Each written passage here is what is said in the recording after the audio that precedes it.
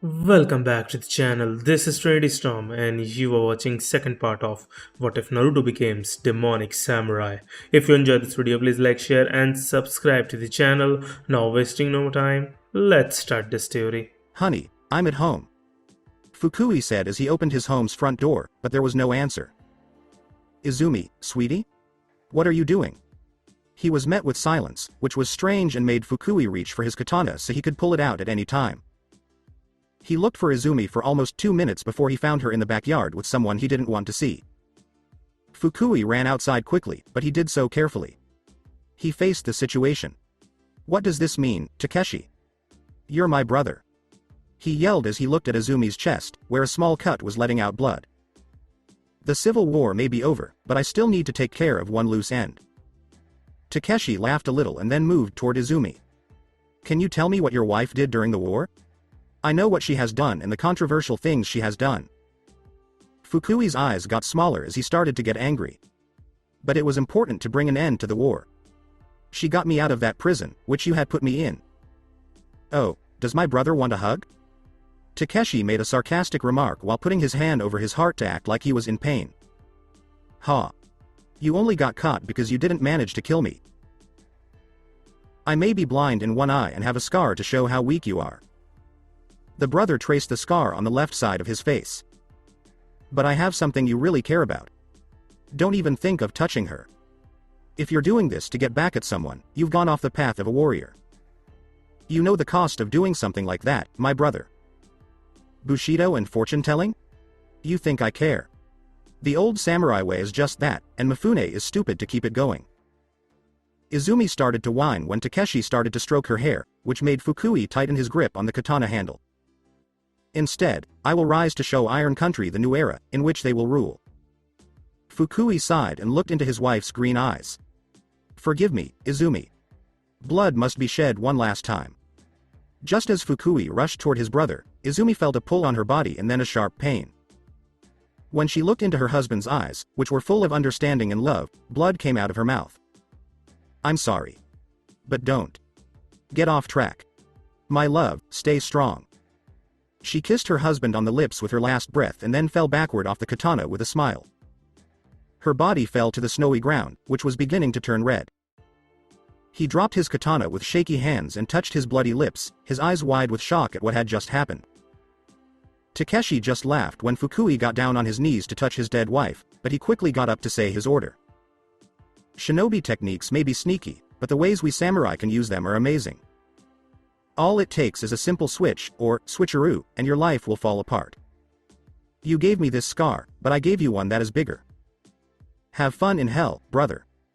Fukui never saw Takeshi turn into smoke, which would have shown that it was a clone. Instead, he kept petting his wife while the blood kept staining the white snow. Harumasa woke up with a gasp and a cold sweat. As he wiped his face with his hand, someone gave him a canteen, which he quickly took and drank. Thank you for being my student. The old samurai sighed and said, that same dream, that one moment from my past that I just can't get over. Your key was very sad, master, like you had just lost someone important. Naruto gave the canteen back to his master, who he looked at with worry. I'm here to help if you need it. After all, we're on this journey together. Thank you, but that will be a different story. Fukui took the canteen again, drank some of the water inside, and then gave it back to Naruto.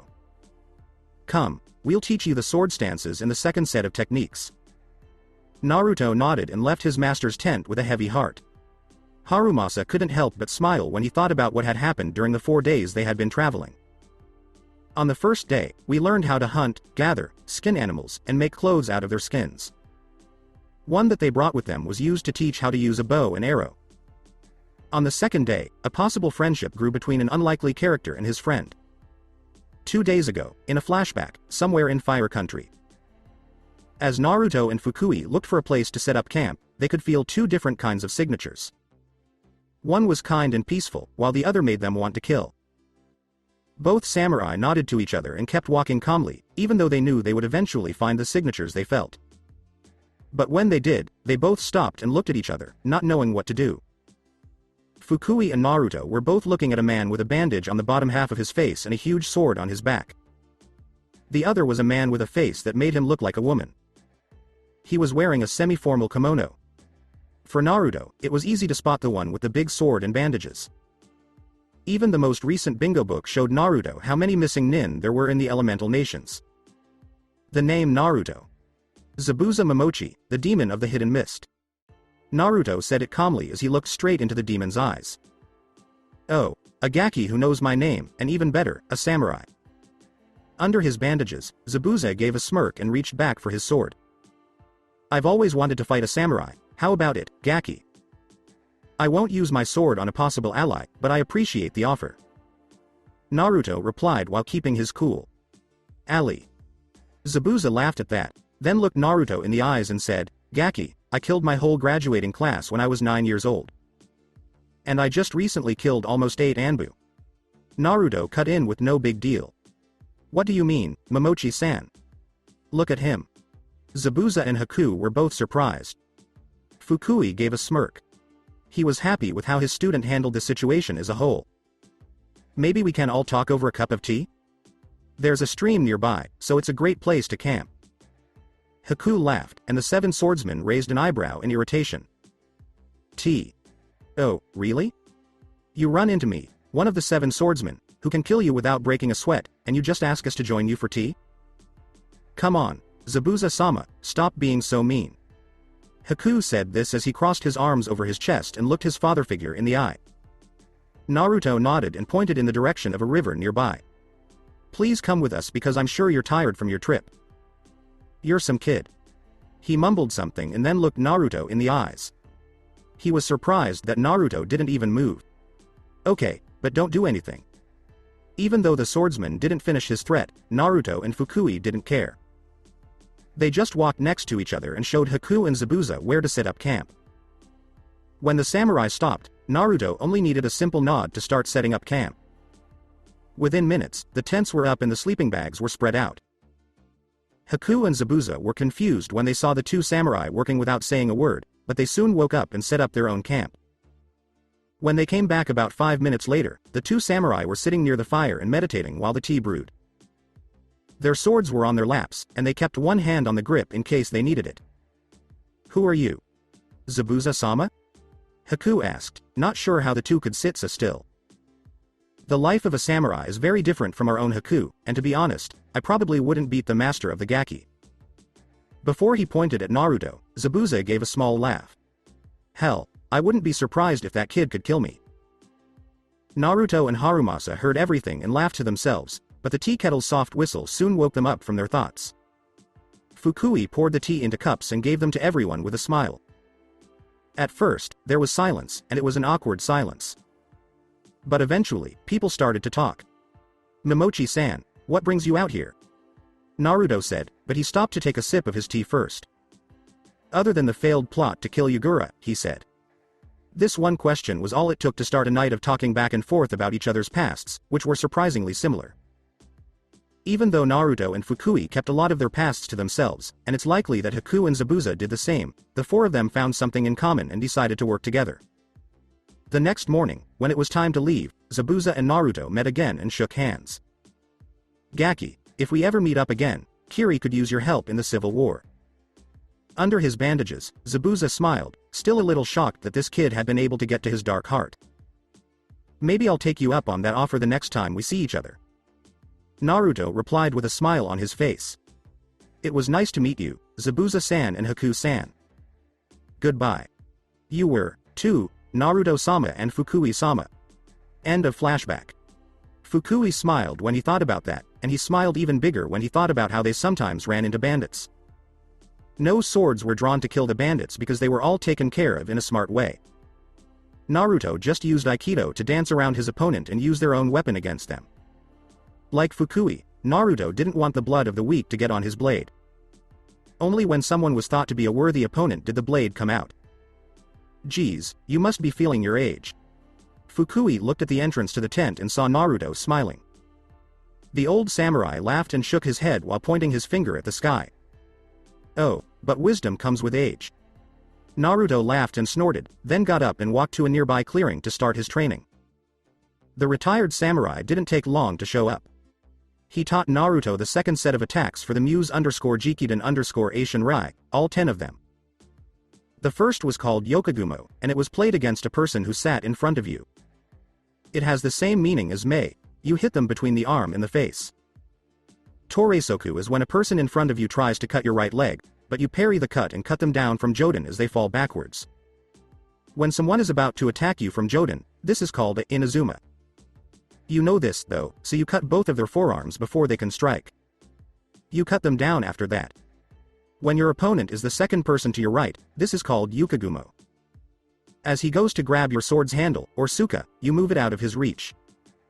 After that, you cut into their chest, push them to the right with your sword, and then cut into their body. Oroshi is like Yukagumo, but you hit the person in the face with the end of the sword handle instead. Then you keep going, just like in Yukagumo. Iwanami is when your opponent tried to grab your suka, but you thrust your sword into their chest before they could. Yorokageshi is when you beat an opponent on your left by anticipating their attack and cutting before they can. It's just like Miji. Namigeshi is about how to deal with a person who is behind you. The strike is like Yushiro because of this. When an opponent grabs your kojiri, the tip of the scabbard, from above from behind, this is called Takiotoshi. You take it away from them, thrust your sword into their chest, and then cut them down as they fall backwards. The last one is Mako, who is like Nukiuchi. When you can tell that your opponent wants to hurt you, you should attack them. Now, before you do these, I need to show you the right way to hold a sword. Fukui smiled when he saw how hard Naruto was listening. You have already done some of them. Naruto was then shown the 5 positions. 1. Once this was done, Naruto went to practice right away. Every time he did something wrong, Fukui's Bakken would hit him in different places. Which one was put where depended on where the wrong stance was. If the hands weren't there, Naruto's hands would get hit. If the legs were missing, they were hit. After a couple of hours of training, Naruto was getting better at avoiding these hits, which made Fukui happy. He knew that Mifune would be happy with Naruto's progress by the time they got to Iron Country. To tell you the truth, Harumasa said something to himself. I sent a letter out a few days ago, and I'm wondering if Master Mifune has gotten it yet. Mifune's office is in Iron Country. Mifune was sitting on a mat in the middle of his office and meditating when the doorbell rang. As he slowly opened his eyes and stood up to stretch, he started to wonder why Naruto's student hadn't sent a report about his training yet. After cracking his back and hearing the pops, which made him feel better, Mifune went to his desk and sat down, hoping that the report would come today. Go in. The messenger opened the door, walked over to the samurai leader and bowed low. I'm sorry, Mifune-sama, but this message has been here for 2 days. 2 days? Mifune's eyes got very small. You usually get me important messages quickly, so please tell me why this one is different. The messenger heard the angry tone and took a deep breath because he knew his job was in danger. I have nothing to say, sir. You have no excuse? Mifune asked, leaning forward and giving the messenger a look that sent shivers down his spine. Boy, are you keeping something from me? And no, Mifune-sama. The messenger boy stuttered when he realized how much killing intent was coming at him. The leader frowned as he took a pink slip of paper from his desk and began to write on it. You've been good to me, boy, but I have to ask you to turn in your resignation papers because speed is important. He gave the slip to the messenger, whose hands were shaking and sweaty as he took it. Maybe the time you spend in the army will help that cause. The messenger bowed again and said, if that's what you want, Mifune-sama, it will be so. You're out. When the messenger left, Mifune shook his head and opened the letter, which he then started to read. Master Mifune. I just left with my student, and in about a week, I should be in Iron Country. The child of the swirling tides is excited to meet you, and you might be surprised at how much he has learned in just 2 years. Roots has caused him to lose his innocence, which is sad. His dark side has been put down. For now. But if things get worse at home, I'm afraid it could come back. Before then. Harumasa Fukui. Mifune smiled and said, to be young again. It makes me sad that a child like him had to learn what it means to kill. After a short break, the old man started to think about Naruto's training going forward. When he came up with a plan, he smiled again. Yes, that would be fine, especially since things are so tense right now. In Iron Country, somewhere. As he knocked on the door, the messenger boy looked angry. The man on the other side could see the boy through a small window that opened. Secret word? The white snow has red streaks. The viewing window slid shut, and then you could hear the locks being taken off. Soon, with a small squeak, the door opened to let the messenger in, but as he did, he saw Harumasa's brother. The messenger bowed and said, "Takeshi." "Daisuke," the brother said, with a confused look on his face. "Do you need something today?" Daisuke looked nervously at his boss and said, Aye. The man took a deep breath and said, "I messed up, Takeshi. Mifune fired me from my job as a messenger because I didn't give your brother's message, which had arrived 2 days ago, to him." People in the safe house, which looked like a big bar, turned to see what would happen when they heard this. The music stopped, and so did the people who were there. Takeshi asked, "Can you repeat that?" With a sick smile that screamed death. "I'm not sure if I heard you right. Did you say that one thing I hate with all my heart?" Hi, sir. I failed." The boss laughed and looked at the customers with his arms outstretched. "Look, my comrades, we have a failure here, and do you know what we do to people like that?" What the customers did was a universal sign of getting their heads cut off at the same time, which scared Daisuke. Takeshi put his arms down and looked at Daisuke with sadness. When he spoke, he tried to sound sad, but it was clear that he was acting. Poor Daisuke. All you had to do was deliver simple messages so that the layout of Mifune's tower and guard rotations could be found out. I know everything by heart and can write it all down for you." The messenger begged, but Takeshi wouldn't listen. No, you're wrong. After your trick, the guards will switch places. Really a setback, but it doesn't matter, I can still turn to other people." Daisuke took a calm breath when he saw Takeshi walk away, but that was the last breath he ever took. Not having a head helped in that regard. As Takeshi walked to his office as if he had never drawn his katana, the customers began cleaning up the place and making sure the body would never be found. Nagato's tower, aim. Conan walked into the room with a message. She didn't know who it was from, but she felt sad every time she looked at Nagato, knowing that he would never walk again. She also hoped that he wouldn't take the offer from the masked man. "Conan, a surprise visit," Nagato said as he looked at the letter in her hands. "Should I assume that letter is for me?" "Hi, Nagato, but I'm not sure about who." Nagato grabbed the message and opened it after looking for traps. The message's contents made the god of aim smile, which didn't happen very often. Nagato Uzumaki was a ninja. "Yes, I know who you are because my student taught you almost everything he knows. The reason I'm writing to you is because my other student, Tsunade Senju, may be able to help you walk again. The Sandaime Hokage is Hiruzen Sarutobi." Nagato looked at the Uzumaki spiral at the bottom of the letter and saw a faint chakra signature from it. After pushing chakra through it, 2 documents were unsealed. One was a scroll from the Fire Daimyo, and the other was instructions for Tsunade's genjutsu to cover up his weak-looking form. "Nagato, is there something wrong?" Conan said with worry because the Uzumaki didn't smile very often.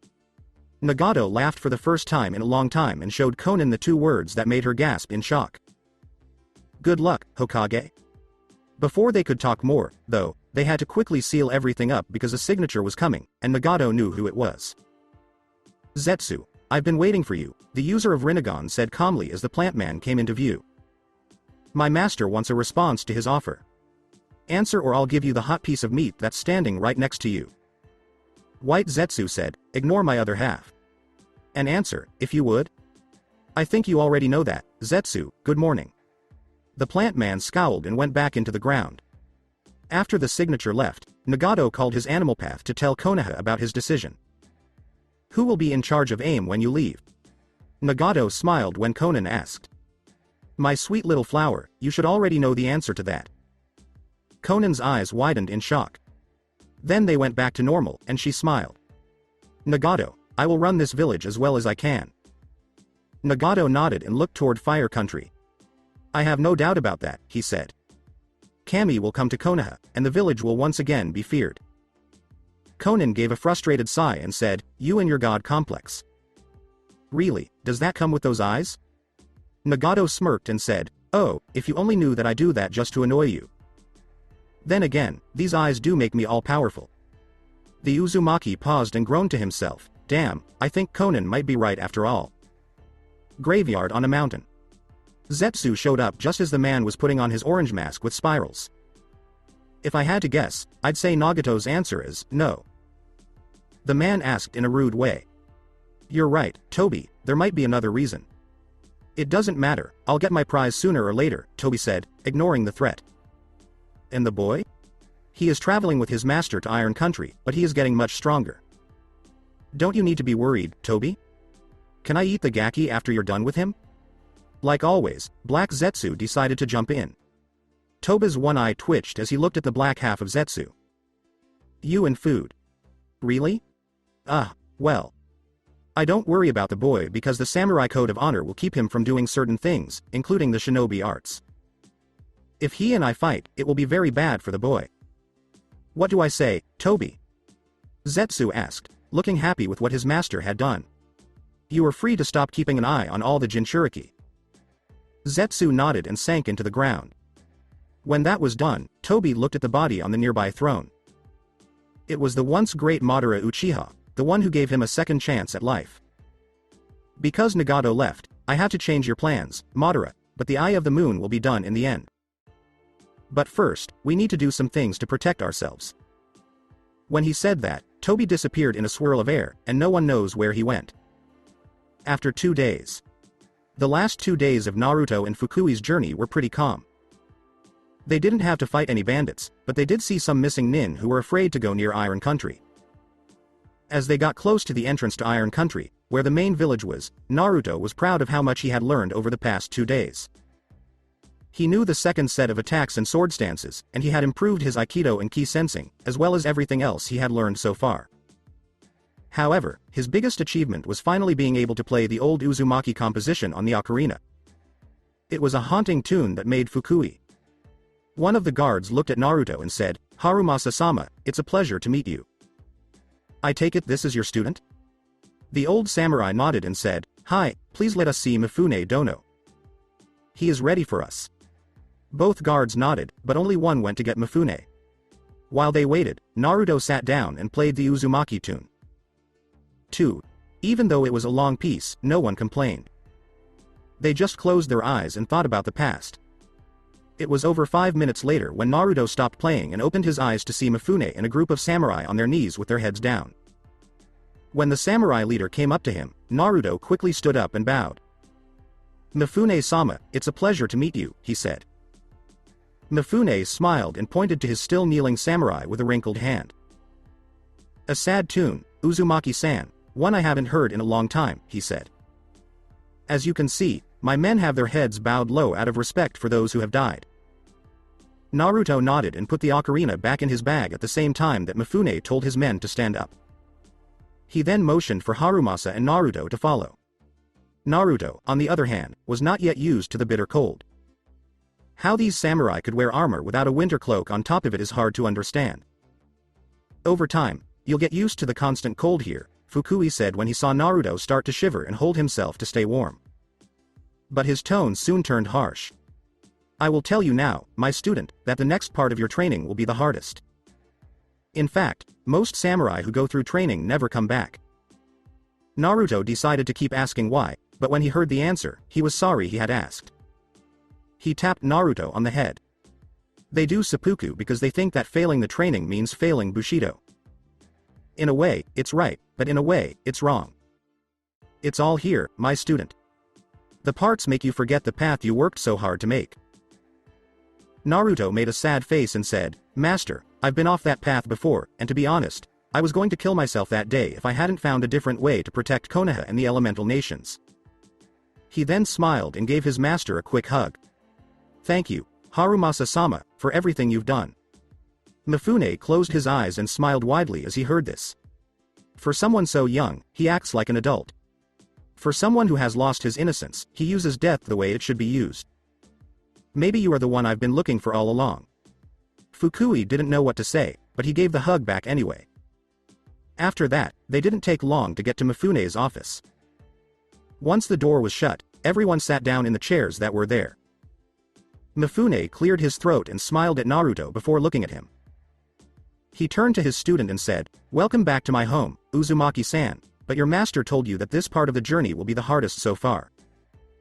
As for you, my student, I'm glad you're back, but your brother hasn't been found and put on trial yet.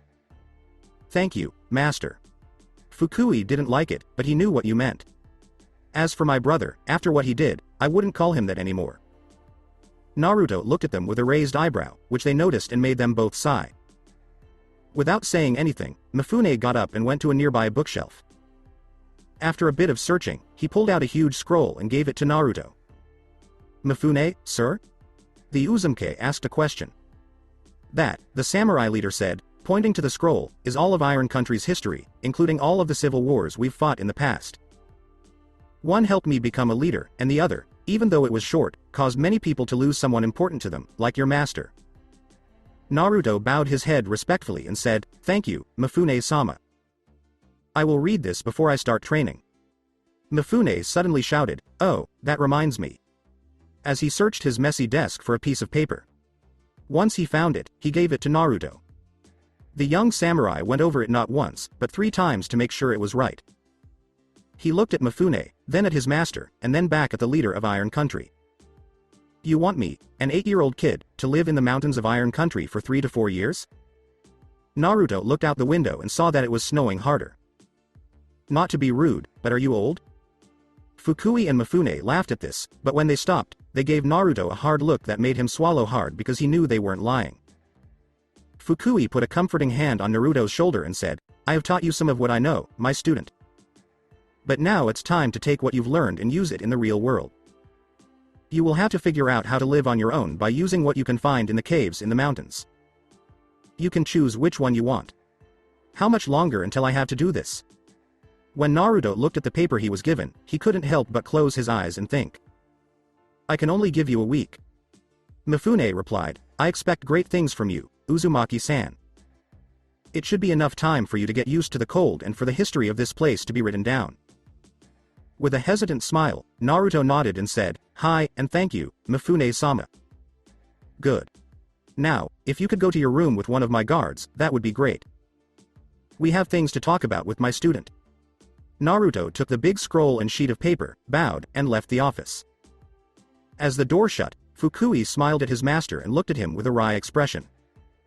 "So, master, did I get my point across?" "Hi." Mifune looked up at the ceiling as he thought about the past. "You taught him well, my student. It almost makes me think of you when you first started on this path. Where were you when I saw you again?" Fukui's eyes found the floor very interesting because it reminded him of a memory he wanted to forget. "They locked me out of the orphanage and it was so cold that I almost died. Well, look at you now. An old man like me who has to carry a lot of weight." This made both of the elders laugh, but the conversation quickly turned serious. "So you think that Naruto will be in charge in the future?"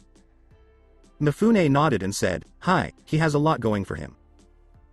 I'm worried about what this possible civil war might do to his mind. Many people commit seppuku because they can no longer handle the mental stress." Harumasa winced at the thought. "I would have done the same thing after my wife died if I hadn't been able to travel around the world." "When did that happen? 5 or 8 years ago?" 5, if my memory serves me right, Mifune said with a sad tone. Then he clapped his hands to change the subject. "Now, even though he has the Uzumaki Namikaze lineage, do you think he will take on yours someday?" Fukui nervously played with his topknot and said, "I sure hope so. I feel the cold claws of death gripping me, master. I'm afraid I might not make it through this possible war. If that happens, make sure Naruto can choose like you did for me." Mifune smiled and said, "Don't worry about anything, my student. I'll take over if you can't." Fukui nodded and thanked his master. Soon after, 2 receptionists came in with herbal tea and cigars from Tea Country. Both elders smiled and graciously accepted the items, thanking the people who brought them. Once the cigars were lit and the tea was poured, the master and student sat back and thought about the future and Naruto's training. Since Naruto arrived in Iron Country a week ago, it has been very cold. No matter how hard he tried, Naruto couldn't get away from the bone-chilling cold in the almost constant snowfall. Fire Country was Naruto's home, so he was used to warm weather almost all year long. Because of this, he knew that the next 3 to 4 years in the mountains would be very hard. When we talk about our blonde samurai, we see him getting ready for training. Missing kit, canteen, tent, sleeping bag, extra clothes, skinning knife, sewing kit, and flint and steel. And I have my armor and Bakken on me. Naruto took a moment to think about this trip to train. Hey, Fluffy, do you think I'll get through this? Would you please stop calling me that? Kyuubi said this with anger, and a growl came from his throat. I am the Kyuubi no Kitsune, the strongest of all Biju. I deserve to be called that. The Biju answered Naruto's question after snorting to calm down. No, I don't think you'll make it out of here alive. Naruto laughed and shook his head. That hatred will be gone by the end of the 4 years, my furry friend. Also, what did you say about starting over? I've lied. The beast said this simply and with a laugh. Just as someone knocked on his door, the connection went down. Wait a minute. Naruto yelled at the door as he got up and opened it. There, Fukui and Mifune were standing in the doorway. Mifune had something wrapped in fine red silk in his hand. My student, Fukui said, I will be the one to take you up the mountains, but then I will leave. Naruto Uzumaki, make us proud. I want to see what the Akuma no Senshi is like after 4 years. Mifune just nodded, and Naruto blushed and scratched the back of his head in shame. Thanks, master. I'll do my best to make you and everyone in Iron Country proud. When it was time, Mifune got down on one knee and gave the wrapped item to Naruto. The samurai in training took the gift and opened it with a raised eyebrow. When Naruto saw what it was, he smiled. He would no longer use a Bakken made of wood. Instead, he would use this one, which was made of light steel. Thank you, Mr. Mifune Dono. Naruto bowed and said, I will use this gift wisely. The leader of Iron Country gave the boy a smile and a pat on the back. I'm sure you'll. Come on, it's time to move on with your journey. With a nod and a smile, Naruto took his bag, put his new Bakken on it, and went outside with Mifune and his master. After a short walk, he saw a path in the snow that led up to a huge mountain chain. But from Naruto's point of view, that mountain looked small and not very scary. At the start of this path, there were samurai on their knees with their heads bowed and one fist in the snow. Naruto blinked in surprise because he wasn't used to getting so much attention, but he smiled when his master put a hand on his left shoulder to reassure him. So, my student, are you ready to take the final steps on your path? Naruto nodded, and both his voice and face were firm and serious. Hi, master. Based on what I read in the scroll Mifune gave me, I'm afraid we're about to go to war again. Hi, I worry about Uzumaki-san the same way, but our history is full of fights because some people think the Shinobi way is better. Mifune's voice was soft and almost sad as he spoke. That way leads to nothing but revenge and a desire for power, not honor. Fukui and Naruto both nodded their heads to show that they agreed with what was said. After bowing to the people near the path's entrance, the master and the student started walking. It would take them a day to get there, but Naruto would take much longer. A trip that would change Naruto in ways that neither he nor anyone else saw coming. The city of Konoha.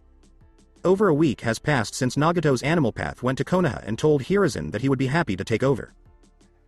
2 days after he accepted the job, the animal path called Nagato to a secret room in the hospital where Tsunade, Jiraiya, and Hiruzen were all waiting for him.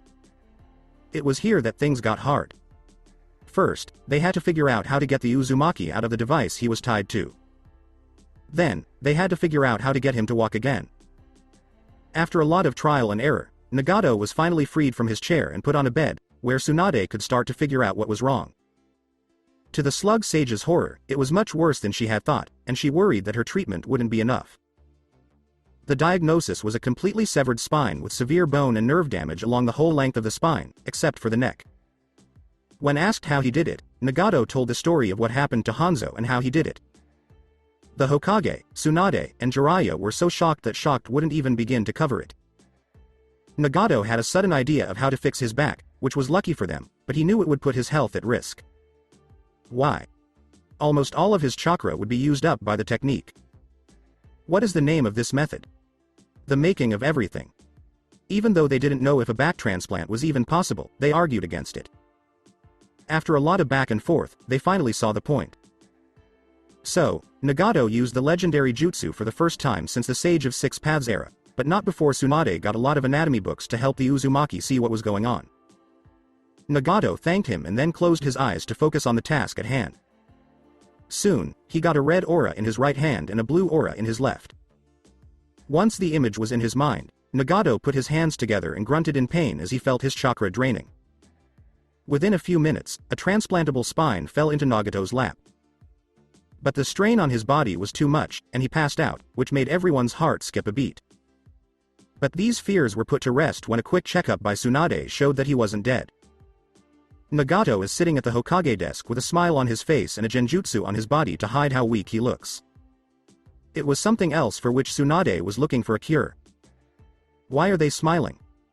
The back surgery was a success, and Nagato got better quickly thanks to his Uzumaki blood and the healing powers of the Rinnegan, even though he still felt pain from time to time. Go in. As someone knocked on the office door, Godem said in a calm voice, "Come in." As it did, the Hokage couldn't help but grumble to himself when he realized who it was. "I already told you, Tsunade-san, that I'm in great health. I don't see why we need these checkups." Peeved, Kushina is just as stubborn as hell.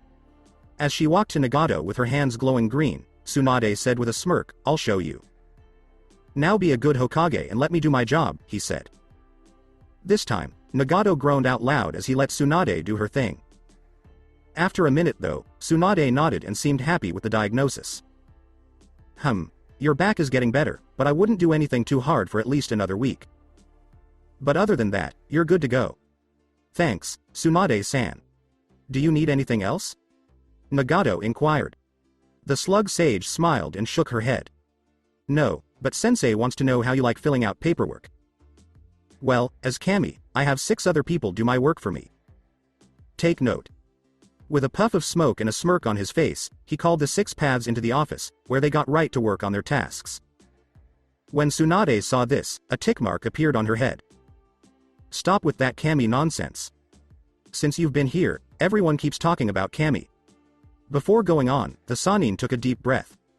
"Are you sure that's not something those eyes give you?" As Tsunade ran out of the office, Nagato just smirked and laughed. She was probably going to the bar to drink a couple bottles of sake before going back to the hospital.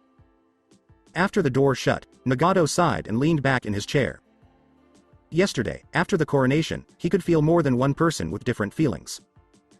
Almost all of the people in Konoha were very happy, but there were a few who were scared and nervous. Nagato thought this meant they were either spies or villagers who thought he would punish them for how they treated the Uzumaki heir. Even though this scared him, he knew that if the Sage of 6 Paths came back, enemies would think twice before going to war. So, with a smile, the Godem Hokage got up from his seat and decided to walk around Konoha. If they really want to give up their lives, they will have to feel pain. If they really want to fight Kami, they will lose. Suna-a office of the Case Cage. Someone knocked on the door, which made the Case Cage open the door. When they did, they bowed and told him quickly what was going on in Konoha. "Case Cage-sama, there is now a new Hokage. And the former Amikage." The Cage's eyes grew wide, and then he smiled and said, well, it looks like the old monkey has finally retired. And he chose a great replacement." After taking a moment to think, he continued in a firm tone. "Send a representative right away to Konoha so that the treaty can be rewritten and made stronger." The messenger bowed and said, "At once, Case Cage-sama." Iwa. Onoki was doing paperwork in his office when a noise at the window made him stop.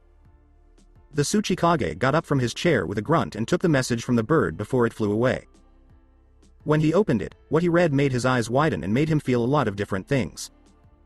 Shock, fear, and anger, and those were just the beginning. "I thought we had gotten rid of the Uzumaki. First Kushina, then Naruto, and now Nagato."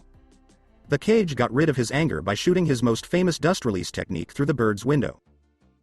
Because of this, his guards ran into the office and saw that the back wall was completely gone. "Uma Onoki-sama, how are you?"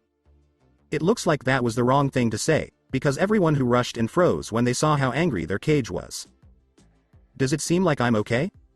He took a deep breath to calm down, but it didn't help. "Send Otto a message. Tell that snake I'll take what he's giving me." Kumo. Like in Suna, A was in the middle of his work when he heard a knock. He groaned as he opened the door because it was his adopted brother Killer B. "What's up, B?" A said it in a rough way. "Hey, bro, the old monkey retired, that's no joke, but the new monkey is no pushover." A gave himself a facepalm at the bad rap, but he smiled when he figured out what it meant. So, the old fool had enough, so who is the Godem? B didn't rap because he knew this was important, so he spoke in a serious way. Who used to be a Mikage? Before asked his question, there was silence in the office. I'm sorry, but did you say the former Amikage? Yo bro, I told you the same thing. Get your ears checked before you die. You idiot. The simple, defeated answer was, fuck. Aside after a tense silence because he knew he couldn't take Orochimaru up on his offer. Send a messenger to Konoha. Maybe we can make some kind of agreement. B said, hi, and then left the office to do what he was told. Auto. Orochimaru was so bored that he was tapping his fingers on his throne to pass the time. Luckily, Kabuto came running in with fear in his eyes, which broke up the monotony. Something that surprised Orochimaru because his second-in-command never showed any emotion. Send in. Kabuto took a breath and started. Oh Orochimaru, you won't like Godem, he said. The snake shut his eyes and laughed. Coo, Sensei finally got up. And why should I be afraid when Tsunade has probably taken the place? I'm the former Amikage, my lord, and I'm afraid I can't stay a spy any longer. When Kabuto answered, he completely destroyed the snake's ideas. Orochimaru said an oath. He knew who the Amikage was because Toby told him, and he knew that he would lose to Nagato even with his fake immortality. How sad, it looks like I might have to cancel my plans to invade. I won't be able to see where I'm going without Danzo, unless... Yes, that would be great. Kabuto raised an eyebrow at his master as Orochimaru laughed. It didn't take long for the snake to calm down. When he did, he told his second-in-command what to do. Kabuto smiled and walked out of the throne room without making a sound. Iron Nation. Fukui and Naruto started their trek many hours ago, and as they climbed, the oxygen got less, making it harder to breathe. Naruto, who was going through this for the first time, thought his lungs were going to burst, but his master didn't even notice. Even though this meant they had to take breaks every 30 minutes, Naruto was grateful because he knew it was enough to help him get used to the new place. Right now, they were taking a break because the next part of the journey was a very steep climb that ended at the base of where Naruto would live for the next 4 years. As Naruto sat down, he brushed away some snow to find a piece of burned wood. He looked around the area to see what could have been here because he was interested in what was going on. He didn't have to walk for long before he saw what looked like the shell of a house not even 10 feet away. Major, do you see what I'm doing? Naruto asked, but no one answered. Master? Naruto looked at his master with a confused look that turned into a frown when he saw that his master was concentrating hard. Of all the places we could rest, we chose my parents' house, where Takeshi and I lived until that terrible day. Think back. It was in the middle of Iron Country's first civil war, which made Mifune the leader of all of Iron Country. Even though most of the country was in chaos, one family, the only known Harumases left, managed to stay out of it all. Fukui, who was 10 years old, was playing tag with his brother, who was the same age. Both were taught Bushido and fought a little bit as samurai, but not too much because their parents wanted them to live a peaceful life. When it got dark, it was no longer time to play. It was almost time for dinner. The mother yelled out the front door, Fukui, Takeshi, it's time for dinner. She smiled when she saw her sons trying to race each other. The mother, whose name was Naomi, was as beautiful as her name said. She had a small face, beautiful green eyes, dirty blonde hair that reached her shoulders, and a fair skin tone. Kenshin, Naomi's father, just walked up to her. He had black hair in a topknot, a face that looked like a king's, coal black eyes, and tan skin. Fukui was the first one to the door, but it didn't take long for Takeshi to catch up. Takeshi, I beat you, Naya. Takeshi whined, you always beat me, Fukui. That's not fair, and then he stuck his tongue out at his brother. Kenshin, who was trying not to laugh at his son's antics, said, okay, you two, let's get you washed up and ready for dinner. Fukui asked his father as he and his brother walked into the house, Dad, can you tell me more about our family history in the samurai? I want to carry on our family name. Naomi and Kenshin both had worried looks on their faces. I know you want to, my son, but you, Takeshi, and I are the only Harumases left, he said in a sad but understanding voice. If you go into battle, the chances of our line continuing would probably end. Even though Fukui was only 10 years old, he knew so much about the code of honor, Bushido, that it would be hard for someone to convince him to go against it. His father's answer did not sit well with him because being a coward was not honorable. It was a disgrace. Being a coward is not what Bushido is about, father. Why don't you let me go my own way instead of keeping me locked up in this house? Naomi sighed and closed her eyes. She knew that Fukui and her husband's relationship had been strained over the past few years, and the reason for this had just come up. Kenshin put his hand on his face and sighed. Look, Fukui, I know what you want, but I'm your father, and you'll do what I say. The son gave his father a hateful look that he would regret for the rest of his life. This is because Fukui Harumasa would see and be, as far as he knew, the last member of his clan to live on this day. Just as another fight was about to start, the sound of breaking glass and the smell of smoke were heard. This caused the Harumasa family to run to their rooms to get their belongings, but this was for nothing as flames started to engulf the wooden home. Kenshin cursed, knowing that he would probably have to use his samurai skills. Damn rebels, they found our house at last. Now they are setting it on fire to try to get us to leave. Okay, I'll show them how a Harumasa dances. As Kenshin went to get his katana from his room, he heard his wife screaming. He ran to the front door and saw rebels trying to take his wife away. Don't bother my mother. Takeshi yelled and ran up to the rebels, but he got hit in the back and hit the wall nearby. Fukui was about to run over and help when he saw his brother fall to the floor unconscious. His father's hand on his shoulder broke his shock, which made Fukui look up into his father's cold, determined eyes. Kenshin told Fukui, "Go, my son, run to the main village and find your way there." He knew that his actions in the past had hurt Fukui a lot. I may not have been the best father over the past 2 years, but I will not stand by while my family is attacked, he said. Fukui looked around and just nodded before running out the back door and keeping running until he couldn't hear the sounds of fighting anymore. As he ran, tears ran down his face as he remembered his father's last words as he left the house. Goodbye, my son, and remember that Naomi and I loved you both very much. The matron of the orphanage found Fukui almost a day later and took him in. Not even a month later, Fukui was curled up in the fetal position in an alley near the orphanage because the matron had forgotten about him. He was locked out, cold, hungry, and had nowhere to go until a 25-year-old man named Mifune found him and made him an offer he couldn't refuse. End of flashback. That happened 50 years ago. I didn't find out what happened to my parents for almost 50 years. Fukui let out a sigh and wiped his tears away. He knew it was time to tell Naruto why he had trained him so hard. Major, are you all right? Naruto said with concern. The retired samurai stood up and brushed the snow off his armor. Come, we'll set up camp in a few hours. Naruto nodded dumbly and followed his master as they continued up the path. Many hours later, camp was set up, but Naruto could not sleep. How could he when he found out that his master's past was just as bad, if not worse, than his own? Kyuubi stopped and smiled as he looked at the forest in front of him. Maybe I was too hard on the mortal, maybe I judged him too quickly. A test, yes, a test is what I will give my jailer when the time comes. With that, the beast went quiet, but Naruto's mind was still filled with thoughts of Yami's failure. Boo-hoo, my life was hard. Pathetic. When I'm fully healed and when I find that special moment of weakness again, Yami said with a wicked laugh before taking a deep breath. You will be mine. The next day, Naruto and his friends made it to the mountain.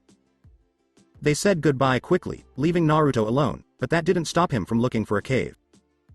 He found one nearby that was full of scrolls about different samurai techniques, including some that Mifune used.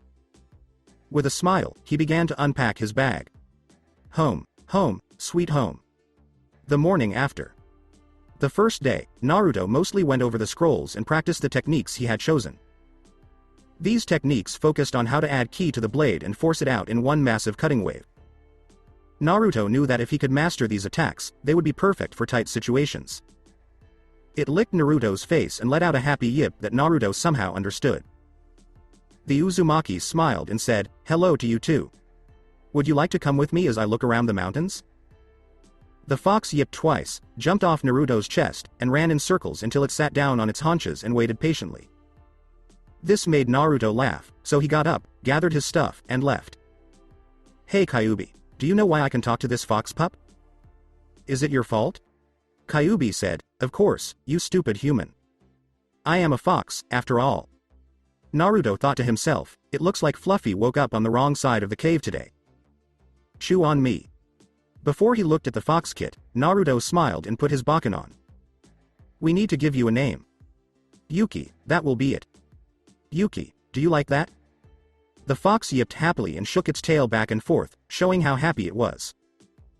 Naruto nodded and smiled as he led his new friend out of the cave.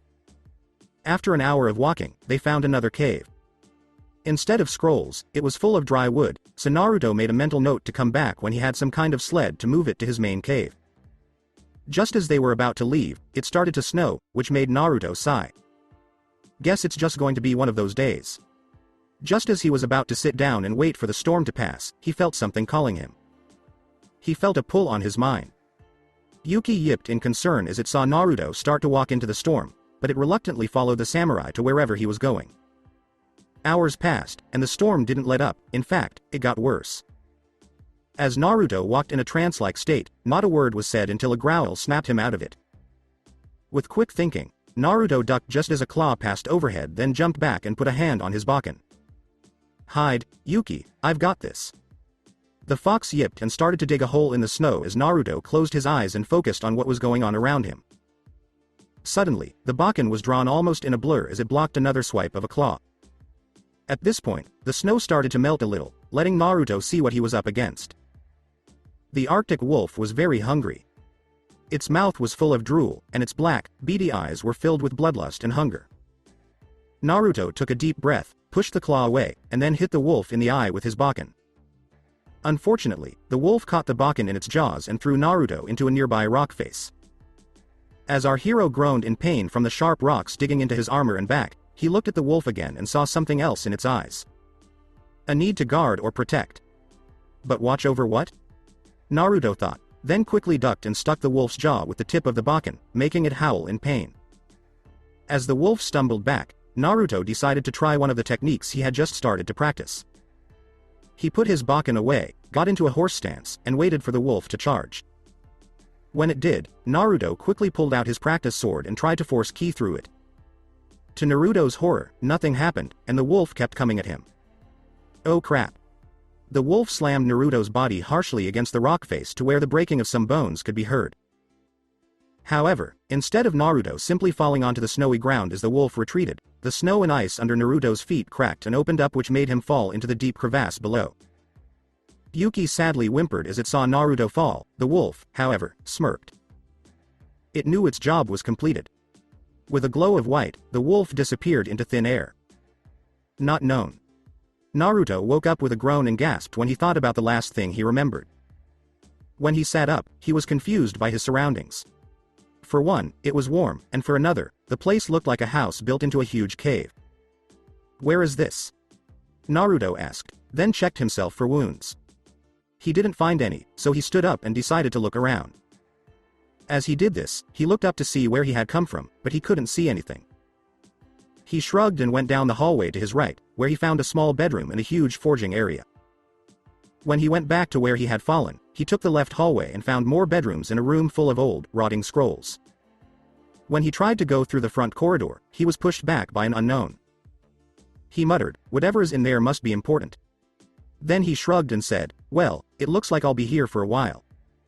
What will I do for food? Look back, you idiot." Kyuubi rolled his eyes at how stupid his container was. Naruto did, then rubbed the back of his head in embarrassment and said, "Oh, what do you know, a kitchen and an exit to the outside." Naruto went out through the exit, but when he looked around, he knew he wasn't where he used to be. Why? All he could see was a snow-covered forest and the ocean in the distance, but when he looked up, he saw that he fell a long way. The mountain chain was so high above him that he knew he couldn't climb up. Well, if I ever want to get out of here, I'd better start hunting and reading those scrolls. Day 7 of Journal Entry 1. 7 days have passed since I woke up here. The scrolls tell me that a famous swordsmith used to live here, but I can't read the name because the scrolls are so old. The forest is full of different animals that have helped me keep my food supply up. Kyuubi hasn't spoken to me in a while, which worries me. I wonder what the fox is up to. Speaking of foxes, I miss Yuki and want to be with him or her. Record number 75, October 10th. I think today is my birthday. I am now 9 years old. It will be 3 more years before I see Mifune and Master Harumasa again, if I can get out of this place. The scrolls haven't told me why I can't get through the barrier to the front corridor or who this mysterious swordsmith is. I can't help but wonder if that is the answer to everything, to who owns this place and how I can get out. Time jump. Naruto is 10 years old. Naruto wrote what was on his mind in his journals. He was currently eating a piece of cooked deer while reading the last scroll in the library. Still, there was nothing on this damn swordsmith. With a sigh, Naruto finished reading the scroll and put it back on the shelf. Kyuubi, what can I do? I can't seem to get past that wall. Will I ever be able to leave? The Biju laughed. Ever since they got stuck in this place, Kyuubi had started to like its jailer. Some samurai, you're afraid of dying. Naruto put his hands to his face. His face looked like the Yondaime Hokage's because of all the training he did down here. He was taller than most 10-year-olds, and having to take care of himself had made his mind sharper than it had been before. Naruto groaned in his head, I'm not in the mood for games, Kyuubi. I just can't help but feel that this swordsmith's name is the answer to everything. Kyuubi shrugged as he lay down in his cave. Check the forge and bedroom in that corridor again. You might have missed something. Since I started reading these scrolls, Naruto said with a frustrated sigh, I've searched that place from top to bottom, but there's nothing there. Damn it, Naruto. Check again, or I'll drag you in here by force and skin you alive. Kyuubi shouted, hoping to get his container back when it was in a better mood. Naruto didn't want that, so he stood up and whispered, fine, to himself, which made the Biju laugh.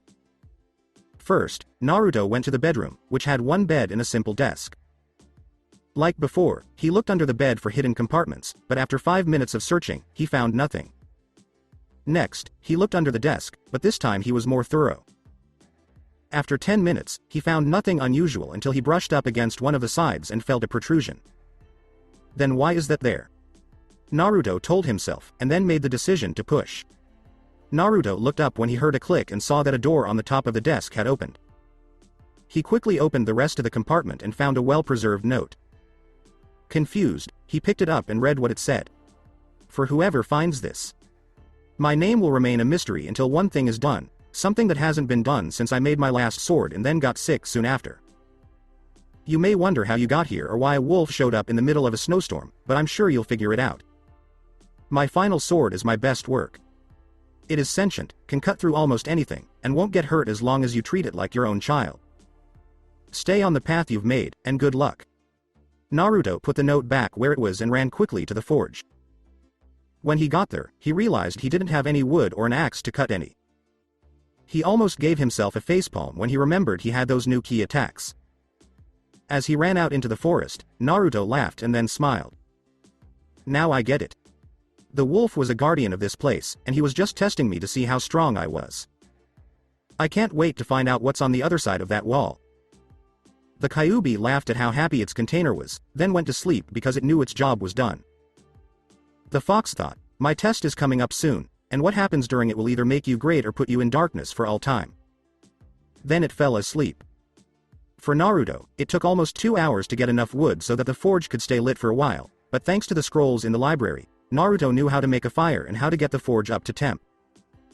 Once the fire was lit, the large bellows were used to increase the temperature of the flame. After another hour of adding wood and getting it up to temp, Naruto was sweating as the heat in the room was intense. Although exhausted, he looked around the forge area to see if anything was out of the ordinary, but so far he was out of luck.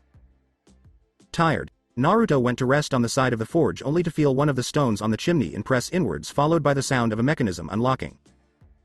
Looking around once more, Naruto soon found an indent in the cavern wall. Upon pushing the small space open, Naruto gasped at what was inside. A simple-looking scabbard for a katana. It was blood red, was polished to a shine, and on it was kanji which spelt out a name. A name which Naruto gasped at, a name which was in Iron Country's history. Even Kyuubi couldn't believe what it was seeing. Masamune or Masamune. Naruto and Kyuubi both yelled at the same time. After he woke up, Naruto ran to the front corridor to see if he could get in. If the blade is sentient, then the scabbard can be, too, Naruto said calmly as he slowly moved toward the barrier that had kept him out before. I was brought here for a reason, and now I'll find out what it was. With a deep breath of determination, Naruto took one step through the barrier and then another. When he reached the other side, he smiled and walked the rest of the way, which led to a huge white marble room with an altar in the middle. On the altar was the katana that went with the scabbard. The blade was polished steel and the handle was blood red like the scabbard, but it had black leather laced around it in a kriss. Masamune was one of the best swordsmiths who ever lived and a much-loved teacher of samurai arts. He is buried here. May his soul rest in peace and harmony forever. Naruto got on his knees and put one hand on the casket as a sign of prayer. Thank you, Masamune, for making such a beautiful work of art. But don't worry, I'll use it to protect those around me and defeat anyone who tries to hurt them or the Bushido way, Naruto said with a sad face. Your library has taught me the ancient ways of the samurai, from before Ki even existed, and the many stories of your students and your life. Masamune, may you rest in peace. After a minute, Naruto stood up and slowly moved toward the katana. When he got close to it, he could almost not see another writing on the blade. It said, Hanjo. Naruto took a deep breath and grabbed the handle. He felt a pulse of energy that blew his shoulder-length hair back and made his eyes widen. After what seemed like forever, but was only a few seconds, the pulse went away and Naruto smiled. He sheathed the Hanjo Masamune and put it next to his bakken, but vowed not to use it until he was fully inducted as a samurai. Naruto said with relief, it looks like we're finally going to leave this place, my furry friend. So it seems, Naruto, but remember that a samurai never lets their guard down, Kyuubi replied in a mysterious way that made Naruto narrow his eyes. Are you trying to tell me something, Kyuubi? The beast laughed in his cave and said, maybe, maybe not. You decide. Naruto got mad and went back to get his stuff, which included some of the food he had eaten and the skins he had found while he was here. All of this was put into two huge backpacks that Naruto had made out of many deer skins. Once Naruto started going up the stairs, though, the mountain seemed to shake, so the Jinchuriki turned around to look behind him. Naruto watched with tears in his eyes as Masamune's house fell apart. Then Naruto understood what it all meant. He was the last person to learn about old samurai and to see where the great Masamune lived. On top of that, he was chosen to carry the last sword that the master ever made. Naruto climbed the stairs with a serious look in his eyes and a firm grip on the handle of Hanjo. He vowed to do two things. One was to keep Masamune's name alive by using his best sword, and the other was to make sure that the ancient history of the samurai was not lost to the sands of time. 6 months have passed since the discovery of.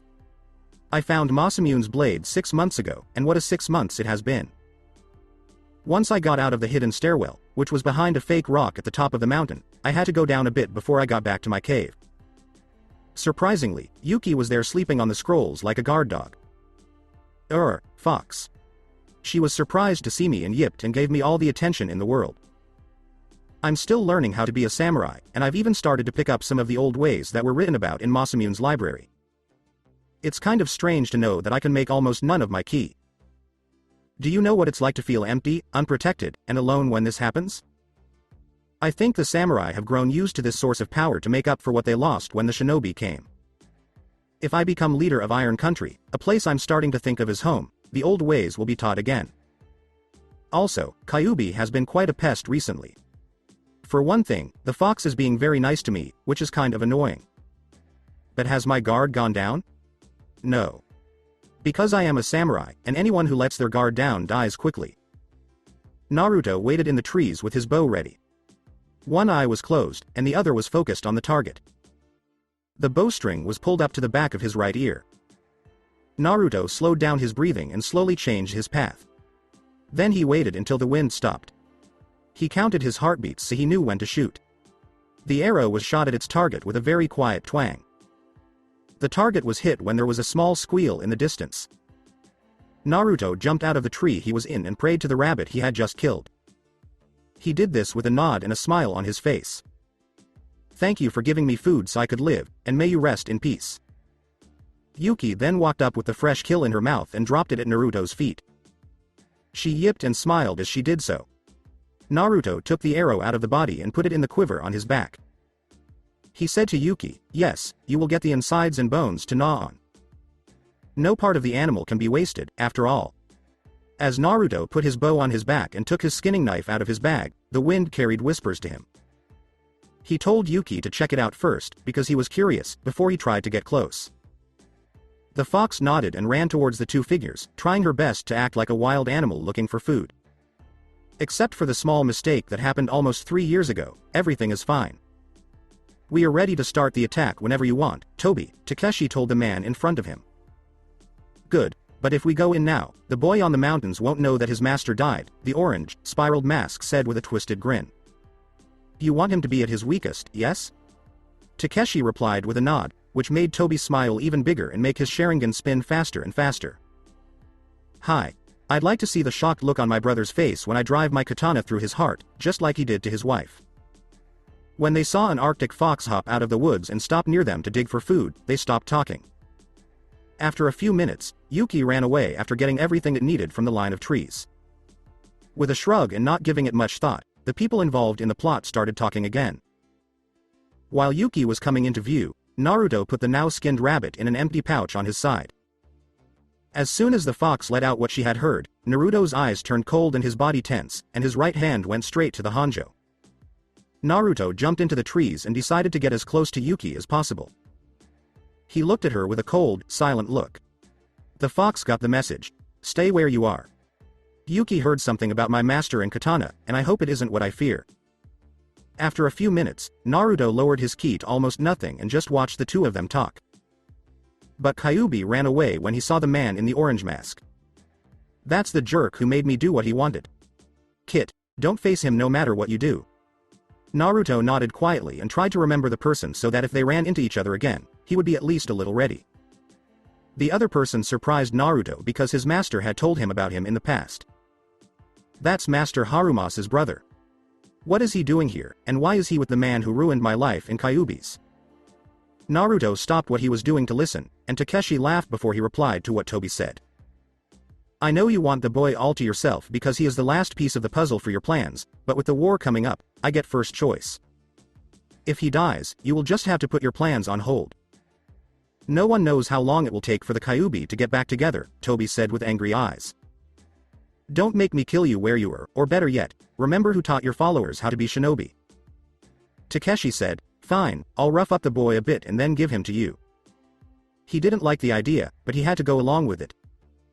Just remember that nothing will stop us from taking over the elemental nations once I become leader of Iron Country. The man in the orange mask nodded and then looked where Naruto had been. A certain fox heard. You know what to do. After saying this, Toby left with Kamui. Naruto cursed and quickly pointed for Yuki to follow him as he jumped from branch to branch. I need to get ready. Knowing that masked jerk was a Uchiha, I probably got caught. Kyuubi smiled in its cave and said, a note to Mifune and Fukui wouldn't hurt either. When Naruto got to his makeshift home, he just nodded. He quickly sat down, wrote 2 notes, and tied them to Yuki with some sinew. Yuki, I need you to get to where Mifune and my master are as soon as possible. They are either in the leader's tower or a tea shop. He pushed his friend forward. Go now. The fox looked at Naruto and yipped to let him know it saw him. Then it ran down the mountain as fast as it could. After Yuki left, Naruto began to think about what he could do and what enemies he would face. After 10 minutes, he got up with a smile and began to get ready, even though he didn't have many things to use to make traps. If these guys know shinobi tricks, it wouldn't hurt if I lied a little myself. It's not very honorable, but I have to take advantage of my surroundings. After saying this, Naruto went to work. Village tea shop from Iron Country. Yuki ran down the mountain in about half a day, but once she did, she went through the gates quickly, which surprised the guards. Why? It was rare for an Arctic fox to run into a place where people lived. Only one of 2 things could have caused it to happen. 1, it was being chased, or 2, someone knew it. The guards didn't want to take any chances, so they nodded to each other and stood ready. At the tea shop, Mifune and Fukui Harumasa drank tea and talked about the past, even though some of what they talked about was sad. As they did this, a small commotion at the front of the store almost made them spit out their tea. Lucky for them, they drank the boiling hot drink before they could. When they got up and went to the front of the store to see what was going on, they saw a scared fox that the store owner was about to skin. Stay your hand. Mifune yelled, and the place fell silent. The owner nodded and put the poor animal down, where it quickly hid behind Mifune's legs. It did give the owner a small peek and a death glare before Yuki went back into hiding. The leader of Iron Country laughed at the act and picked up the fox, but when he looked at its back, he saw that there were notes tied to it. Mifune thought out loud, What's a fox doing all the way over here? Then he smiled because he knew who brought it there. Uzumaki-san, is he your boss? Yuki tilted her head to the side in confusion, which made the other customers go, ah, because she looked so cute. Fukui smiled and cut him off. Fukui said, as he scratched behind the fox's ears, my master meant to say Naruto. Did he tell you to come here? Even though Yuki liked having his ears scratched, he nodded and yipped, which made Mifune take the 2 papers. Once the elder put the fox back on the ground, it sat down on its haunches and waited patiently. The Mifune dono. This message is the most important thing in the world. I saw 2 people talking to each other while I was out hunting. One of them was the brother of my master, and the other was a man wearing an orange mask. I know who this person in a mask is, but I won't tell anyone until I come back in a year and a half. I can tell you that Takeshi wants to take over Iron Country and change how samurai live. I'll tell you more when I get back, but for now I'll just say this. Using dirty tricks does not bring honor. The Fox in the Snow is a story. Fukui read this over Mifune's shoulder, and he began to unconsciously rub his temples because the whole thing was giving him a headache. Well, this is great, and I know what those last 5 words meant. Did you master? Mifune gave a nod and folded the note back up. Yes, and to think that someone taught the samurai those tricks. His angry words put the other people in the restaurant on edge. They are all traitors, and they will all get the worst punishment possible. After a short pause, Mifune told Yuki to go back to Naruto and tell him that the message had been sent and that they would do what they said they would. Once they were gone, they were about to open the other message when they saw that it was addressed to Sandame. Mifune decided to send this later, so he told his old student to follow him because there was an urgent meeting to be held. The commanders needed to get together again. The council didn't take long to put together because there were only 3 people, or 4 if you count Harumasa. Except for Mifune and Fukui, who decided to wear traditional samurai armor like Naruto, everyone wore the standard Iron Country armor without the helmet. The only thing that was different was that his was olive green and Fukui's was dull red. A round oak table with simple oak chairs around it was in the middle of the room. Even though the room was simple, there were a lot of maps on the walls. There was a lot of information on these maps of Iron Country and the elemental nations, in case they ever had to break their neutrality. One thing to keep in mind is that the room had no windows, a very heavy wooden door, and thick walls so that no one could listen in. The commanders came in one by one and sat down right away, but not before bowing to Mifune and Fukui Harumasa. The first person to walk in was the same age as Mifune, but he looked very healthy for his age. He was almost 6 feet tall, had a body with a bit of muscle, and had a face that made him look like a king. His skin was tanned and covered with wrinkles and liver spots. Like Iruka, he had a nasty scar that ran across his nose. He had salt and pepper hair that was tied in a topknot. Hiroto Fujiwara was this man. He had fought in both the First and Second Civil Wars. The person who came next was about the same age and height as Harumasa. His black hair was tied in a topknot.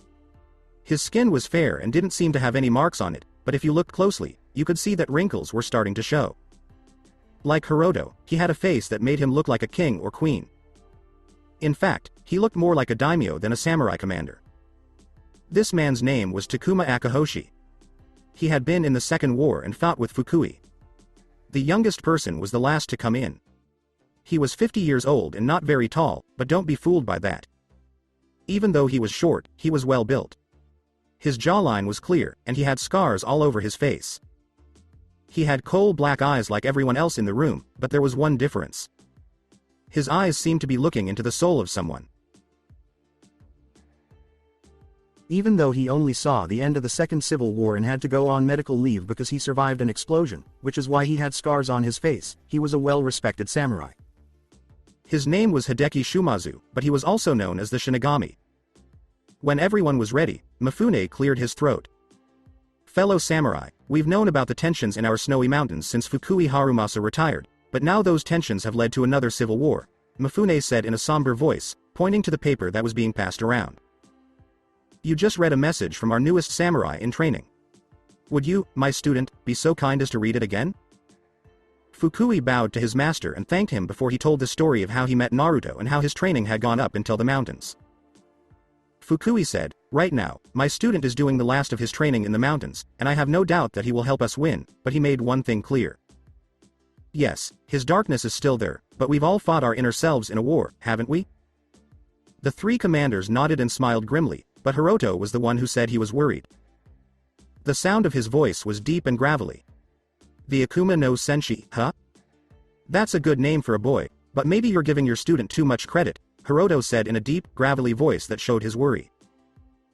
The strongest of the 9 lives in the child, and I'm afraid he'll turn on us before he turns on his enemies. Shut up, Fujiwara Dono. Hideki said, cutting off Fukui and Mifune before they could say anything. His soft, deep voice made it hard to tell that he was upset. We haven't even met this boy yet, and he's already told us what's going to happen. Do you want to take away our hope that we can end this civil war quickly? Takuma huffed and crossed his arms over his chest, showing that he wasn't happy with what his fellow commander had done. To change the subject, what worries me is this masked man who may have taught Takeshi's followers how to be shinobi. Takuma gave Fujiwara an angry look.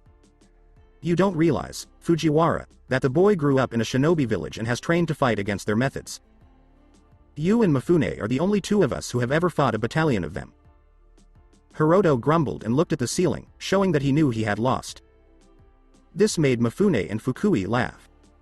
The second person's smile quickly turned into a sigh because he knew what he had to do. Commanders, masters, or generals, I know I've been retired for a while, but I humbly ask that I be brought back. This made everyone else in the room look shocked. All I want to do is teach my student while the war breaks out, so that when the cold claws of death finally take me away, he will have changed completely. First, Mifune calmed down by leaning back in his seat.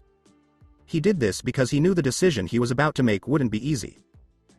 If you want to get back at your brother, I can't let you do this because revenge is. Goddammit, master.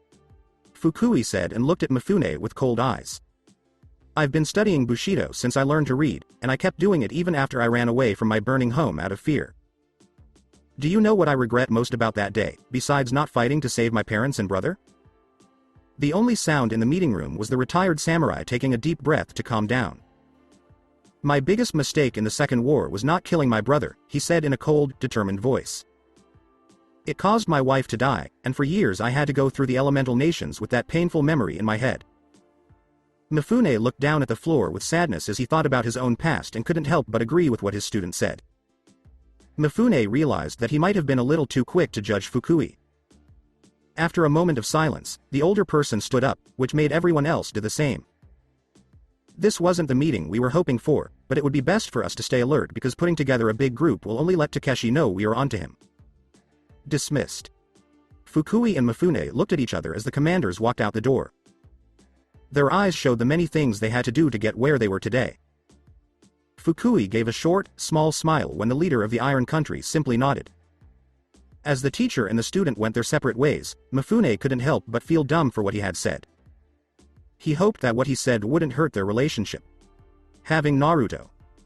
Before he double-checked his bow and the arrows he made, Naruto made sure that everything was in place. With a satisfied nod, he double-checked that his armor was tight and that his swords were on his right side. Just as Naruto was about to wait in the cave, his instincts told him to leave.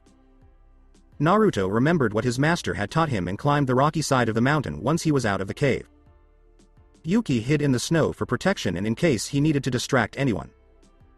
Naruto smiled as he sat on the flat rock with a view of his cave and the forest below.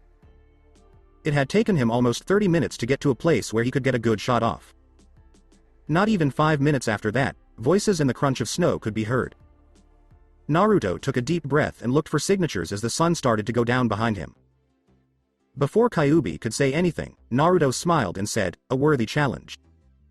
Let's see how far I've come." The group was arguing about where Naruto was because they couldn't feel his signature, which made Naruto laugh and thank Masamune's scrolls in his mind for the key training. Soon, the group was close enough for Naruto to narrow his eyes in determination. He took an arrow from the quiver on his back, which he had made from live tree branches, deer hide, and sinew a month after he came back from Masamune's house. He cut a notch in it and pulled the string behind his right ear. Naruto made sure his aim was right, the wind had died down, and he counted his heartbeats, just like he would when hunting. Not good, not good, not good, not good, not good, not good, not good. Tune in, not good. Now that the arrow was in the air, it was going to its first target. The Hokage's office in Konoha, hours later. Nagato was about to go home for the night because the sun was almost down. He was about to leave the office, but a pecking sound at the window stopped him. He let the bird in and then took the note off its leg before sending it away. When he saw that it said, Sandame, he sent one of his paths to get Hiruzen. Not long after that, a puff of black smoke showed that he was there. You called up Nagato? The Godam handed the letter to the Sarutobi and said, Hi Sandame Dono, this came in for you, and I think it's from Naruto. The Sarutobi grabbed the letter quickly. Since this was the first message from his surrogate grandson since he left, Hiruzen made sure to read it out loud so that the other Uzumaki could hear. Hey Gramps, it feels weird not being formal.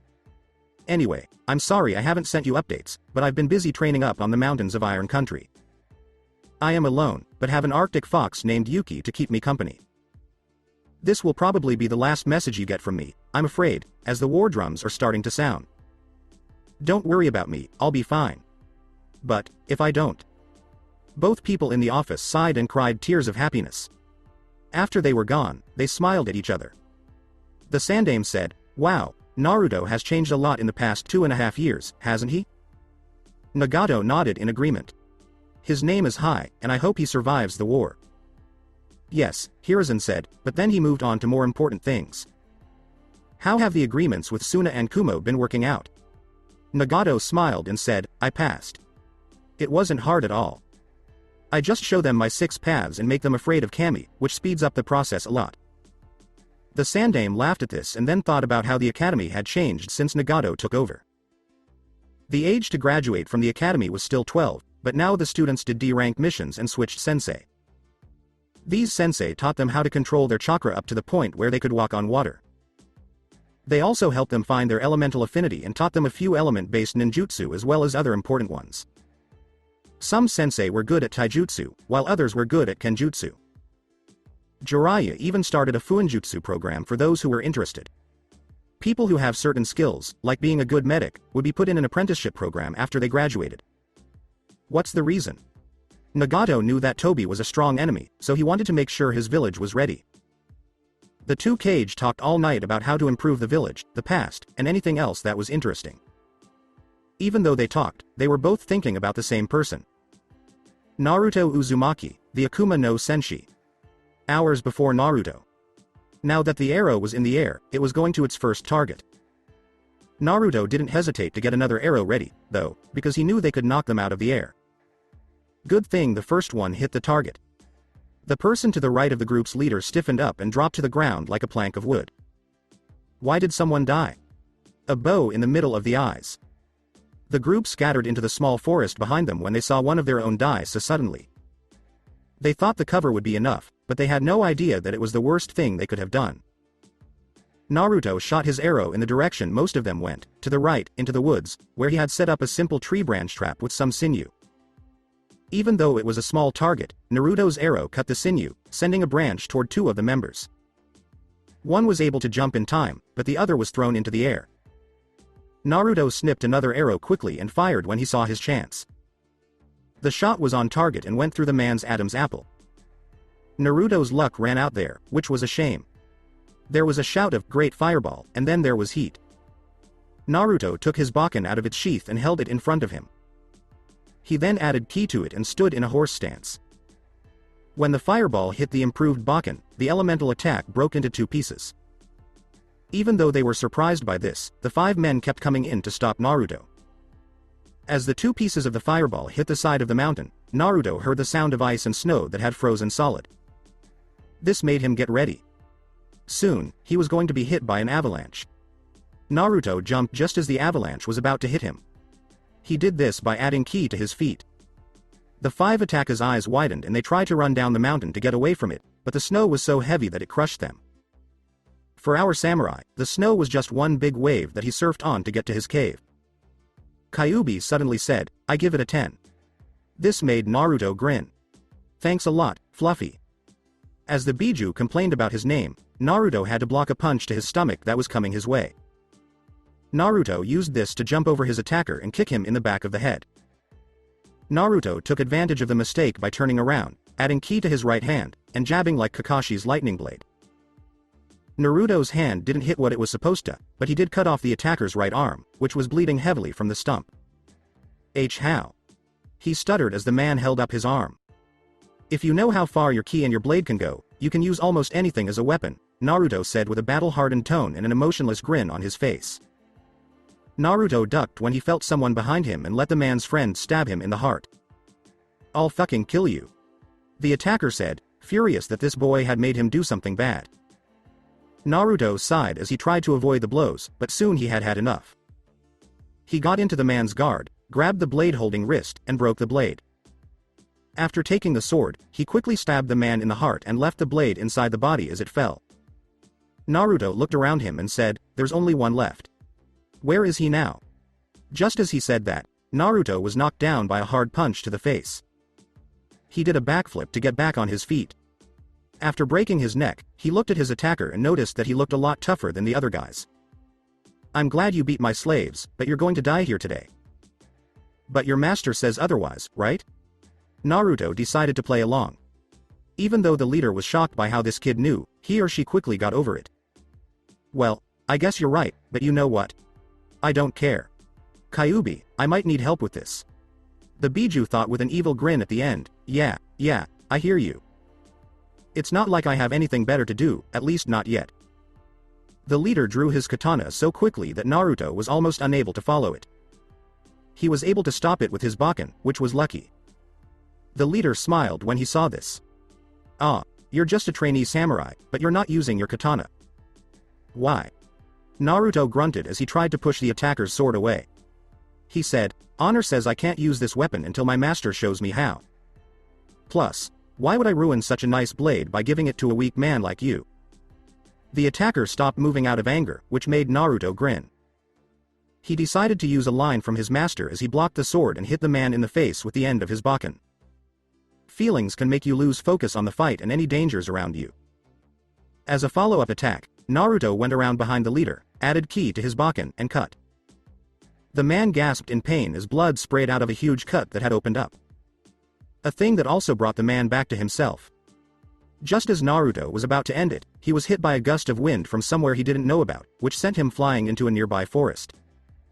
He quickly stood up and tried to find the man, but he was punched in the face and the stomach before his neck was grabbed and he was slammed against a tree. After getting hit, Naruto stood up and quickly blocked a sword blow, but he wasn't ready for a clone to kick him in the side of the head. Naruto was stabbed in the stomach because of this, which made him throw up blood, especially when the knife was turned sideways. "So, kid, do you have any last words?" Naruto said with a small laugh as blood ran down the corner of his lips. "The demon is going to have some fun now." The leader wasn't ready for Naruto's sudden surge of energy, so he was thrown back with the sword still in Naruto's stomach. As the red aura got stronger, the leader muttered the same words that the root agent did. "Akuma's no Senshi." Naruto pulled the blade out of his stomach with a grunt, and his attacker was horrified to see how quickly the wound healed. Naruto said, "Nice sword," with a wild grin, but he was still in charge. "Can I use this?" The man cried and walked backwards to a tree. "Go away. Please, I'm sorry, just leave me alone." Naruto shook his head as he slowly moved forward. Cowardice is not the way of Bushido, and do you know what happens when someone breaks that code? Even though his body was still shaking, the man nodded. Fear caused the man to pull out a tanto that was strapped next to the katana that Naruto was now holding. The man stabbed himself in the stomach and cut it open without giving it much thought. The man screamed in pain, but Naruto hopped off his head and stopped him. "You have been forgiven." Naruto sighed and tried to turn off Kyuubi's aura, but nothing worked. "What are you doing, Kyuubi?" "I told you not to relax, boy," the fox said with a small laugh. "Now for the true test of your loyalty." As Kyuubi's power grew, Naruto's stomach hurt and he had to hold it tight. Naruto quickly thought of what to do. He grabbed his bakken, put it back in its sheath, and ran back to his cave just as Kyuubi's power became too much for him. When he did, he fell asleep and woke up in his mindscape. The mind's eye. Naruto stumbled up to the cave and asked Kyuubi, "Why? I thought you wanted to start over." "I told you, boy, this is just a test to see if you deserve my power and if we can work together in the future," Kyuubi said with a wild grin. "Now be a good boy and give me control." Naruto looked at Kyuubi with a sad face, which broke the Biju's heart because it knew that there would be a lot of rebuilding to do after this. Here is where Naruto had sudden thoughts about his first kill and what had just happened. Even though he kept saying Bushido over and over, nothing seemed to help. Just as the Kyuubi were about to take over completely, the Biju saw a flash of yellow in front of the cave, which made it smile. Ah, the Yondaime has come to visit. I knew there was something else inside the boy when I felt another signature. Minato narrowed his eyes and quickly put a seal on his son to stop the Kyuubi's chakra from taking over. When he was done, he faced Kyuubi. You better have a damn good reason, Kyuubi, or I'll seal you up so tight you won't be able to move a damn muscle. When Naruto saw his father, he groaned and then gasped. Dad? Minato looked at his son, and when he saw what he was wearing, he was shocked. Naruto, my son, why haven't you become a shinobi? Didn't the village treat you with respect like I wanted? The person shook his head and said, no, but I'm happy to be a samurai father, and Kyuubi was just testing me so I can use its chakra fully without hurting myself. Is this true? The Yondaime glared at Kyuubi. The beast nodded and said, hi, and it hurt me to hurt your son. Kyuubi looked at Naruto with sadness and said, and I know it will be a while before he forgives me for what I did recently. Minato was shocked by how kindly the Biju spoke, and he couldn't help but start to believe what he said. Minato asked Kyuubi, son, what do you want? He did this to make sure that Kyuubi was telling the truth. It's up to you to decide. Naruto smiled at how calmly his father spoke. Yes. It might take me a while to trust Kyuubi again, but I do believe what it says. Also, if this will help me win the upcoming civil war in Iron Country, then please, Dad, let me do this. Minato sighed, walked up to the Kyuubi, looked at the seal on its neck, and changed it so the beast could run free. When he was done, he took a step back and smiled when he saw a flash of red next to him. Just in time, Kushina-hime. You're about to see our son become the perfect Jinchuriki. Kushina blinked, then smiled when she saw what Naruto was wearing. Well, our Sochi turned into a ladykiller. He looks so cute in that samurai armor. The Uzumaki paused, then glared at Minato. Oh, Minato, tell me why our Sochi is a samurai and not a shinobi. The Namikaze took a deep breath and moved back a bit, knowing that an Uzumaki's temper was not something to mess with. He didn't have to say much because Naruto had already told him what to say. The Kyuubi screamed and charged at Naruto, but Naruto rolled under the huge fox. He grabbed one of the tails as he rolled, but it didn't help, and he ended up going through a couple of trees. Naruto looked up from the crater he was in when he heard another roar. His eyes widened because Kyuubi was about to put a paw on his head. Before the paw could land, Naruto jammed his ki-enhanced Bakken into it like a splinter, making the Biju roar in pain. When the Kyuubi saw Naruto hiding in the forest, he got angry and shot a stream of flames from his mouth to burn it down. Naruto thought of a wall in front of him that would protect him from any harm since he knew it was his mindscape. Naruto shook off his nerves and tightened his grip on his Bakken. He then pushed the wall away and ran toward Kyuubi while adding ki to his legs. When they looked at each other, they could both feel what the other was feeling. Naruto's face showed that he was both determined and sad about what he was doing. Kyuubi's, to Naruto's great surprise, was full of pride and a deep sadness, not anger. Naruto whispered, I'm sorry, Kyuubi, as a tear ran down one of his cheeks. He knew that his attack would cause the Biju a lot of pain. Naruto jumped into the air and quickly pulled his Bakken out of its sheath. He then sent a wave of ki straight into Kyuubi's eyes. Even though the Biju was ready for the pain to come, he didn't think that the container would be aimed at his eyes. To make things even worse, Naruto used his Bakken to stab himself in the back. The Kyuubi's agonized roar shook the mindscape, which made Kushina stop beating Minato up and Naruto quickly jump off the Biju's back with red chakra in his hand. Kyuubi yelled, do you know how much that hurt? He was mad that he couldn't see. Now pull, you dumb human being, and don't stop. If you lose, I'll be in charge. If you win, you can use my powers, but you have to learn how to use them. A short pause. Did I mention that you could also die? Naruto's eyes shone with determination as he said, I don't care if I die, but know that I will give everything I have. The beast nodded and the tug of war began. Kushina, who had just beaten Minato for making a stupid promise, lifted her husband off the ground so they could watch their son do what many people thought was impossible. For what seemed like hours, the two fought for control. At times, Kyuubi's chakra almost took over Naruto completely, which made Minato and Kushina hold each other tight. I hope you take advantage of what I'm about to do, and if it makes you feel better, I'm sorry I'm going to take advantage of you today. When Naruto pulled again, he didn't feel any resistance. Did the Kyuubi just do what I think it did? He asked with wide eyes. Naruto didn't look a gift horse in the mouth, so he let out a roar and pulled as hard as he could. Soon, the red aura was floating in the air of the mindscape like a huge sun, and that's when Naruto saw Kyuubi's skinny body. Kyuubi. No, what did I do? He whispered as he felt tears coming. Kyuubi said in a weak voice, don't worry, I'll be fine by the time your training is over. For now, learn to use that power to your advantage. The Biju took a deep breath and said one last thing before going to sleep. Kurama is my name, and I'm sorry for what I did today. Naruto walked up to Kurama, put his hand on his nose, and said, I know what you had to do, Kurama. I may not like it, but I know that in time, all will be forgiven. When it was over, Minato and Kushina walked up to Naruto and gave him a hug. It was the first time Naruto felt what it was like to be held by his parents, and it was the best feeling in the world. As they walked away from the cave where Kurama was resting, Naruto told his parents about his life so far. Kushina said in a motherly voice as she stroked Naruto's hair, Sochi.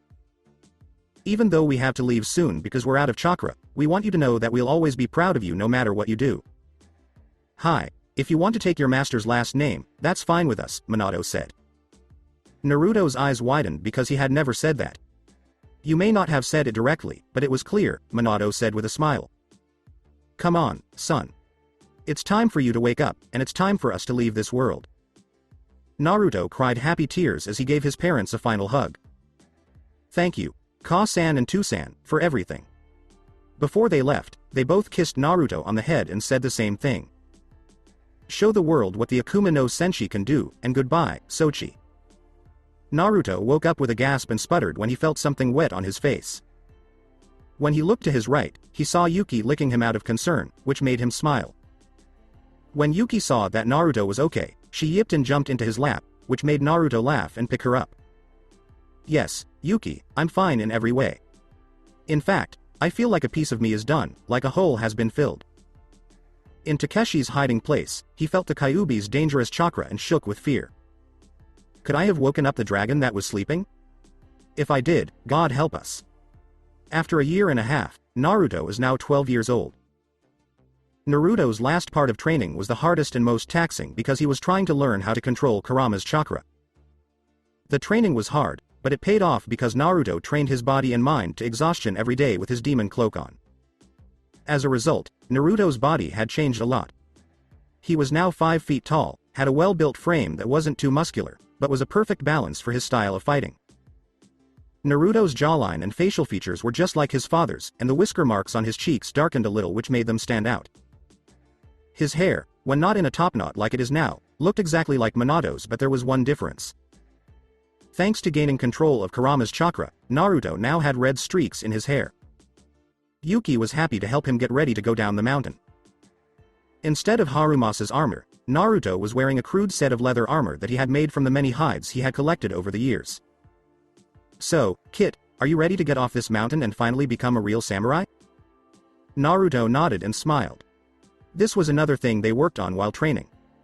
Kurama woke up 6 months ago, and from then on, they rebuilt their relationship piece by piece. Now, Naruto and Kurama were almost inseparable and ready to show the world what they were made of. 6 months after the Kurama incident, in journal entry 375. I have lost track of time as I continue to work on controlling Kurama's chakra. Every morning, I get up, stretch, and then meditate to access the power of the fox. Once I do, I go as high as I can and then do physical exercise by climbing the steepest part of the mountain over and over again. I think I can control about 25% of this power right now, but I must be able to control it all before I return. These 6 months have also given me time to think about why Kurama did what he did. I want the fox to wake up so we can talk face to face.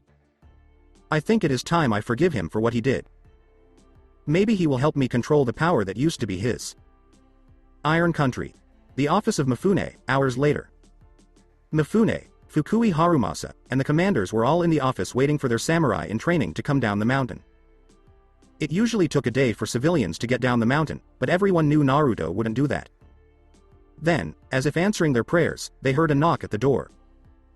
Mifune smiled and said, "Enter," when he saw his name written on the door. Naruto opened the door and was surprised to see 3 other people in the room. He quickly got over it and closed the door behind him, then bowed to the people he didn't know. The commanders smiled and looked at Mifune, who nodded as he decided to start the ceremony.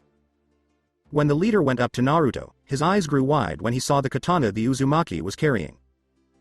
"Dear Kami, how did you find Masamune's lost blade?"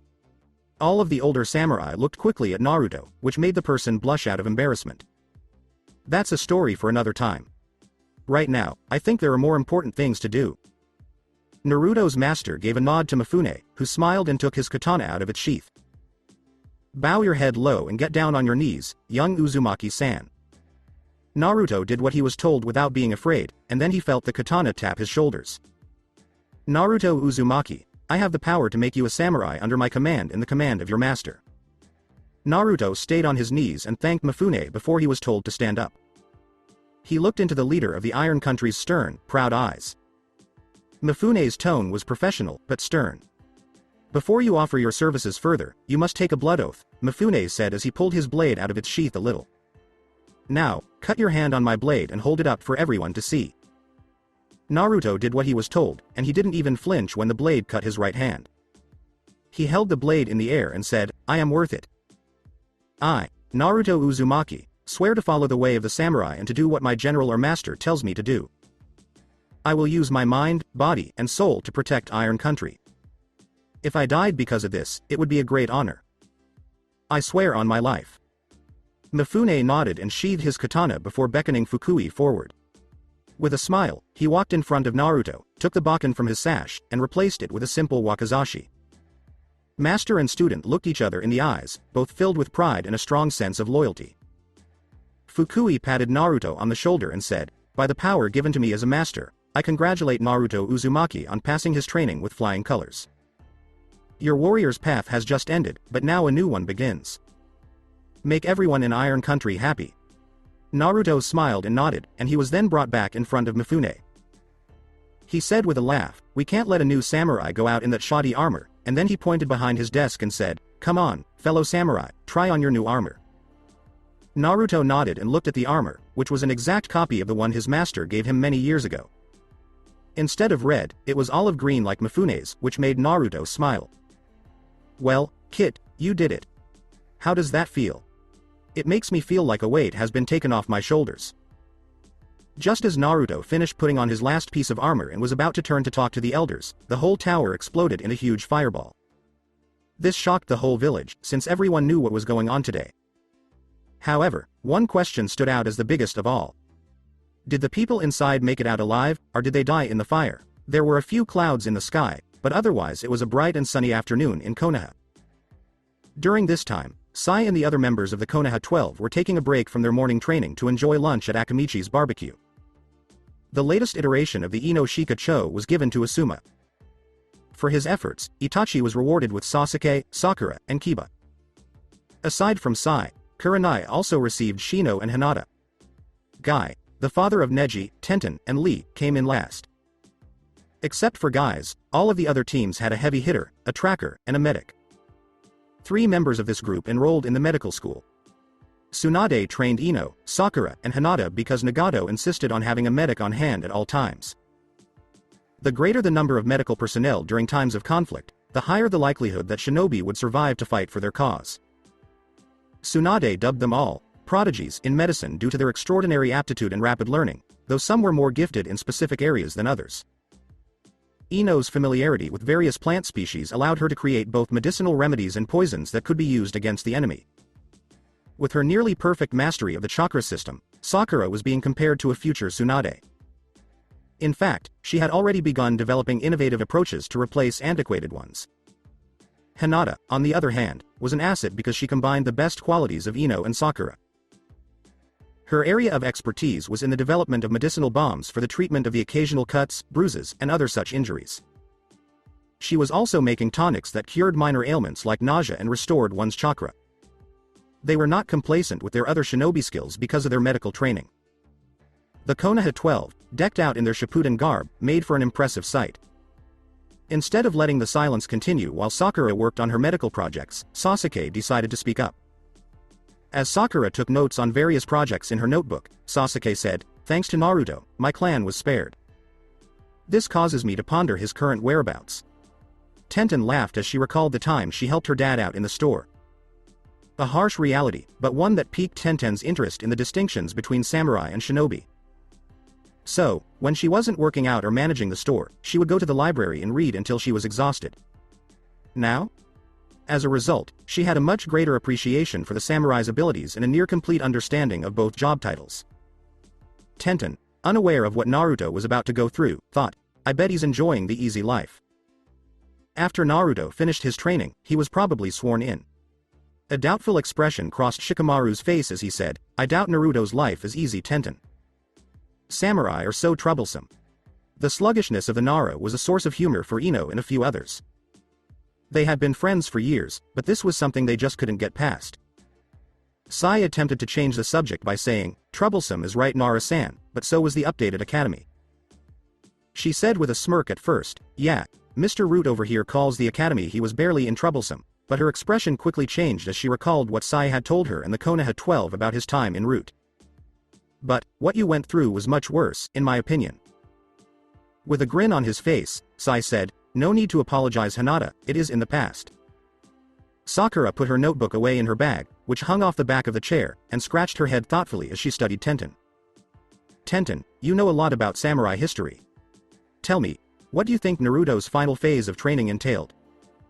The weapons mistress, now enjoying the attention of everyone in the room, smirked and explained, "Oh, that's easy.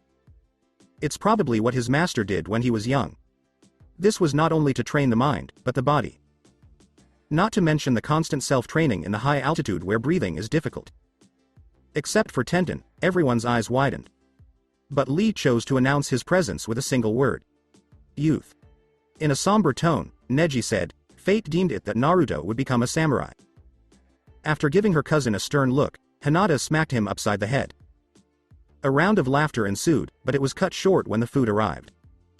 Choji was the only one who seemed genuinely excited by what he saw. "And I said, ribs." Yes. The Konoha 12 found this hilarious and settled in for a night of good food and conversation. Tower of Cage. Tsunade, Jiraiya, and Hiruzen were seated opposite Nagato, who, as usual, wore a stern expression on his face. They came to discuss recent spy reports, some of which had very unsettling details. Jiraiya began in a business-like tone, "Everyone, my spy network has recently picked up some disturbing news. Orochimaru has been spotted coming and going from Iwa for years, according to my sources, and the recent growth of Iwa's military has only fueled fears of an impending invasion." Hiruzen listened carefully as he inhaled deeply from his pipe, filling the air with the scent of tobacco. The Sandame's voice was heavy with regret as he said, "If I regret anything in my life, letting Orochimaru live was my biggest mistake. It looks like we'll have to foot the bill now." With a friendly pat on the shoulder, Tsunade smiled at the Sandame. "Let it go, sensei. It's in the past and worrying about it will only cause you to act hastily in the future." Hiruzen laughed softly and gestured to Jiraiya with his pipe in hand, saying, "I taught you too well." I asked, "And of this masked man?"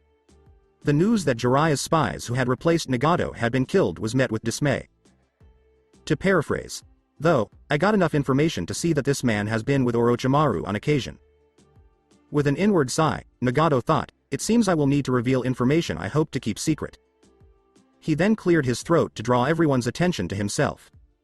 "Since I am no longer in contact with that man, I feel I can finally let go of the secrets I have kept from you, sensei."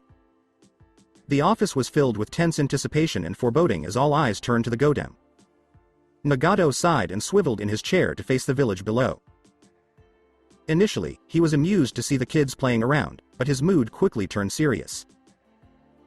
Nagato turned around and stared at Hiruzen, knowing he wasn't going to like what was coming next. "I used to want to destroy the villages in order to bring peace to this world, but as time went on and word got out that my cousin was still alive, my view changed. I no longer trusted this masked man's ways of peace. We were supposed to gather the Biju and forge them into a superweapon called the Jubi. Have you heard of it?" Hiruzen's eyes widened in terror as he coughed up his cigarette smoke. "Kami, please don't say that." The Godem nodded and said, "Yes, the Jubi, the one which the Sage of Six Paths fought, sealed within himself, and then split into the Biju we have today. No doubt you have been told that Kyuubi was controlled by this masked man and that he was called Madara? When Jiraiya recalled what Naruto had said to him when he woke up from his coma following the root incident, he hummed thoughtfully and then let out a gasp. What does it mean that Naruto said the man only went by the name Madara? Nagato closed his Rinnegan eyes as he rested his chin on his folded hands. Jiraiya, Hiruzen, and Tsunade all let out audible gasps when they realized who had been saved. Madara did not die by Hashirama's hands, he somehow lived and saved a boy during the Third Shinobi War who was trapped under a boulder. To paraphrase Obito Uchiha. Yes, this masked man is Obito Uchiha, and his plan was one I was to follow if news of my cousin did not reach my ears. Tsunade's brow furrowed as she pondered this new information. Who is this cousin you speak of? The only Uzumaki I know of is... Oh. Oh shit. Hiruzen's realization caused his eyes to widen. But how is Naruto your cousin? When Jiraiya finally found the words to express his shock, Nagato surprised him again. I had Obito's informant and spy, Zetsu, infiltrate your hospital to obtain blood records of Kushina and Naruto. No doubt the Uchiha knows about this, but that is beside the point. Anyway, I did a blood test on both and the results gave me a new outlook on life. The Godam sighed and waited a moment before opening his eyes, his mood still gloomy. Unfortunately, I was only able to verify my 30% match with Kushina and my 20% match with Naruto because all family records were lost during Uzu's fall. Jiraiya, still confused, asked, but what does all this have to do with Naruto, other than that he holds the Kyuubi? Nagato laughed and said, Obito told me his plans from the beginning.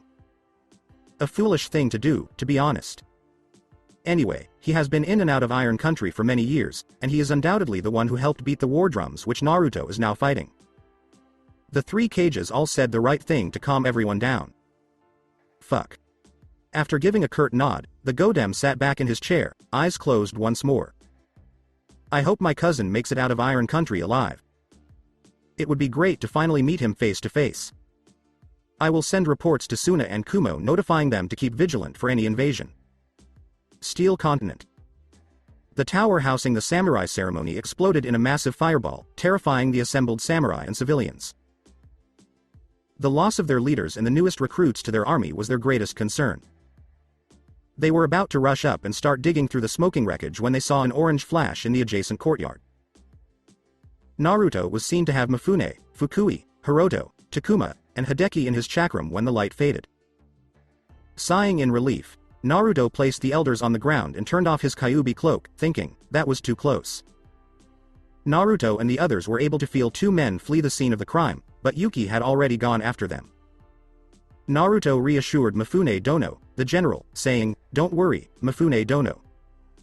Yuki will relay me on what she finds. Hiroto yelled, and we expect to believe you can talk to a fox? Preposterous. This caused Mifune, Fukui, and Naruto to lose their grin. Naruto, his eyes narrowed, turned to the elder and jabbed him in the chest, causing the onlookers to gasp. Now listen here, Elder Sama, I know what you're thinking. You think I cannot be trusted because I have the great Kyuubi in my gut, correct? Hiroto nodded, anger evident in his eyes. After some thought, the speaker says, then why did I take the blood oath then? You house a kitsune, one that tricks those around you, the old man said as he pushed the Jinchuriki away and crossed his arms over his chest. I dare say you are a traitor, he said, because I bet you lived a good life, which begs the question of why a shinobi took the warrior's path in the first place. After clenching his fists in anger, Naruto took a deep breath to collect his thoughts. If you do not believe me after I have shown you my pain, then I will gladly commit seppuku in front of everyone to show how loyal I am to Bushido. Instead of explaining myself, grab a hold of me, all of you elders, to see what life was like for the first 8 years of my life. Not even Fukui, who was sensitive to his students' suffering, clung to Naruto. Thanks to Kurama, they saw every dirty look, rude comment, and instances where stores wouldn't let him in. It detailed Naruto's journey to samurai culture and culminated with his meeting with Fukui. After the recollections concluded, the older samurai reluctantly removed their hands from Naruto and stared at the boy samurai with newfound awe. Everyone else, except Hiroto. A hard life you have lived, yes, but you have yet to participate in war. Until my eyes see you battle, Naruto-san, I shall not forgive the words that I spoke just moments ago. Naruto kept his word and prepared to unsheathe his katana and take the ultimate act. Hiroto's wrinkled, calloused hand blocked his attempt to reach out. Nonetheless, it breaks my jaded old heart to think that such a promising warrior would consider suicide. Naruto lowered his sword and bowed, but he was at a loss for words because the commanders already knew the truth. The young samurai's eyes conveyed everything. The crowd behind them applauded as everyone, including Hiroto, praised Naruto for his efforts. The partying came to an end when Mifune waved his hand and told everyone to start cleaning up the site of the destroyed tower. Mifune glanced at Naruto's sword as everyone else got to work. That vanishing Masamune. The general grunted as he picked up a stone and said, "So, tell me Uzumaki-san, how did you come across the lost Masamune? And how is it that the chakra of your tenant is not affecting your ki?" While he worked, Naruto told the story of the spirit wolf he fought and how he ended up in a mysterious mountain fortress housing ancient scrolls containing the ways of the past. Mifune was upset to hear that Masamune's house had collapsed soon after Naruto took Hanjo, but the news inspired him to think of a way to help Naruto develop further. One that revealed long-hidden information that Naruto omitted on purpose. "I don't know how that's possible with my ki and Kyuubi's chakra. I just think it's an enhancer of sorts." To which Kurama replied in his usual tone, "Not only is it an enhancer kit, but it is also a separate entity as the chakra is still technically mine. Remember, we may be bonded by a seal, but we are still two separate beings." When Takuma noticed that Naruto's eyes were bloodshot, he asked him anxiously, "Are you alright, Uzumaki-san?" With a nod, Naruto emerged from his trance. Hiroto paused his work and looked at Naruto with narrowed eyes before continuing, saying, "I was just conversing with my tenant." The blonde ignored him. "The chakra is still technically his and gives me some sort of boost, even though Kyuubi and I are separate beings, even though our fates are sealed together." 2 hours passed in silence as workers silently cleared the assassination attempts debris from the council chamber's floor. Before entering the chamber after being discovered, Mifune made a series of hand gestures that ultimately led to the controversial strategy employed during the Second World War. The sight of them being dispatched served as a reminder to the villagers that war was imminent and that martial law had been declared. As the last of the rubble was cleared away, Mifune called the commanders and Naruto inside for a meeting. Once seated, Naruto looked at Mifune, who nodded his head in response. Naruto rubbed his temples and sighed before starting to explain what he had learned about the masked man and how he had taught the rebels shinobi techniques. And Takeshi, the brother of Fukui, was pacing back and forth in his cramped office in the underground shelter he had built for himself during the Second Civil War. His pacing was not due to anxiety. Rather, he was overjoyed because he was confident that everything would go smoothly. Takeshi, however, was about to have his world shattered. The Harumasa asked, "Who is it?" when the door to his office was rapped on. "It's your secretary, Takeshi-sama. 2 gentlemen have come to see you. Would you like to talk to them?" With a grin on his face, he said, "Yes, if you would let them in, please." When Takeshi saw the disappointed expressions on the assassins' faces, his smile faded.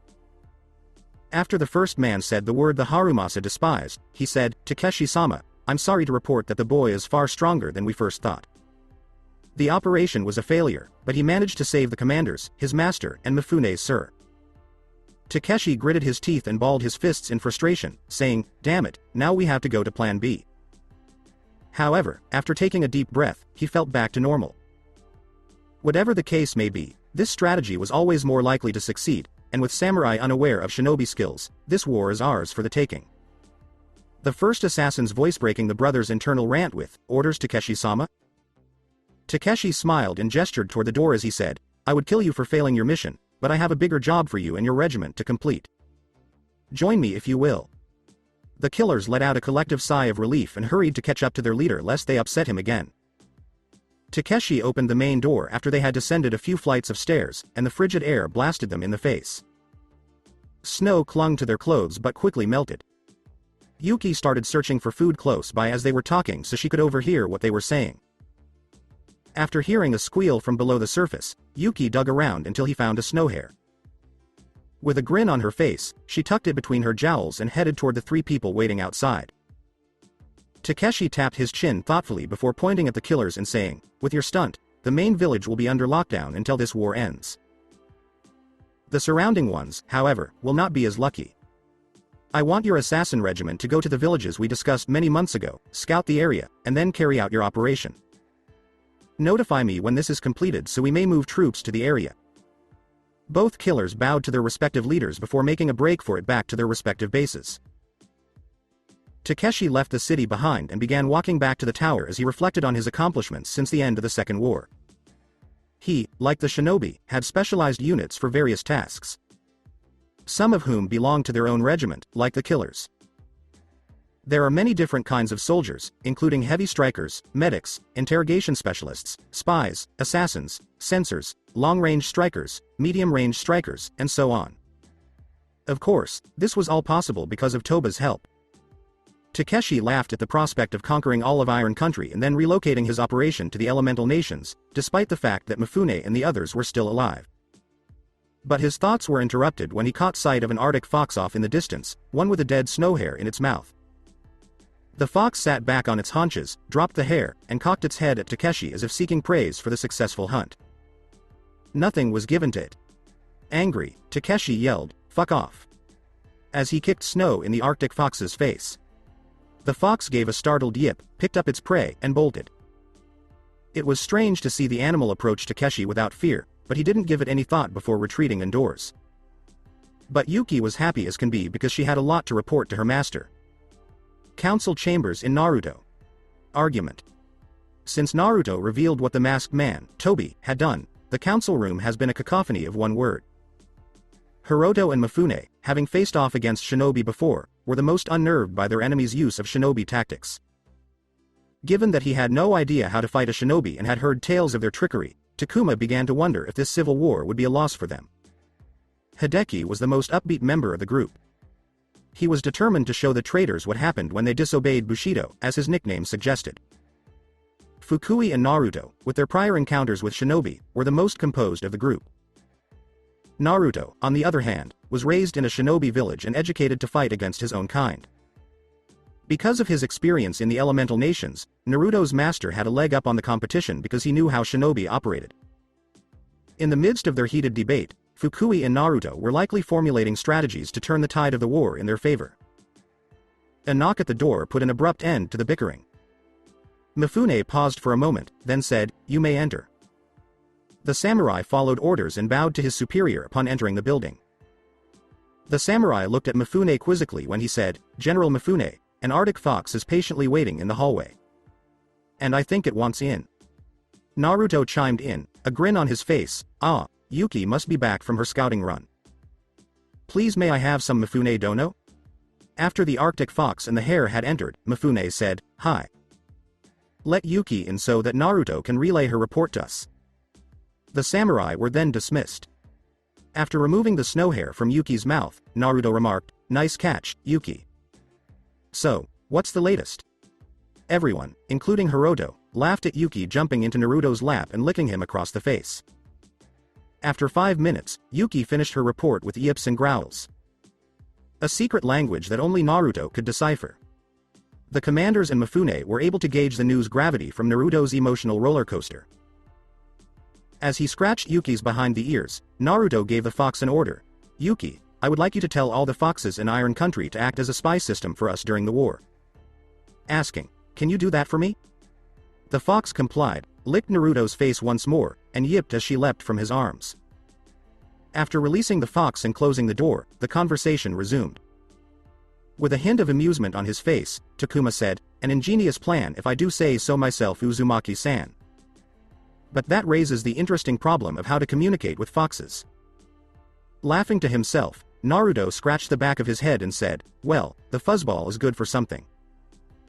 The name given to the Kyuubi caused widespread laughter. However, Kurama complained about his dislike of that moniker in the mindscape. Mifune looked at Naruto seriously, hands crossed, chin resting on them, and said, "I agree that this spy system will help greatly, but I believe Yuki told you some disturbing things as was evident by your conflicting emotions. Say it with me, if you would, Uzumaki-san."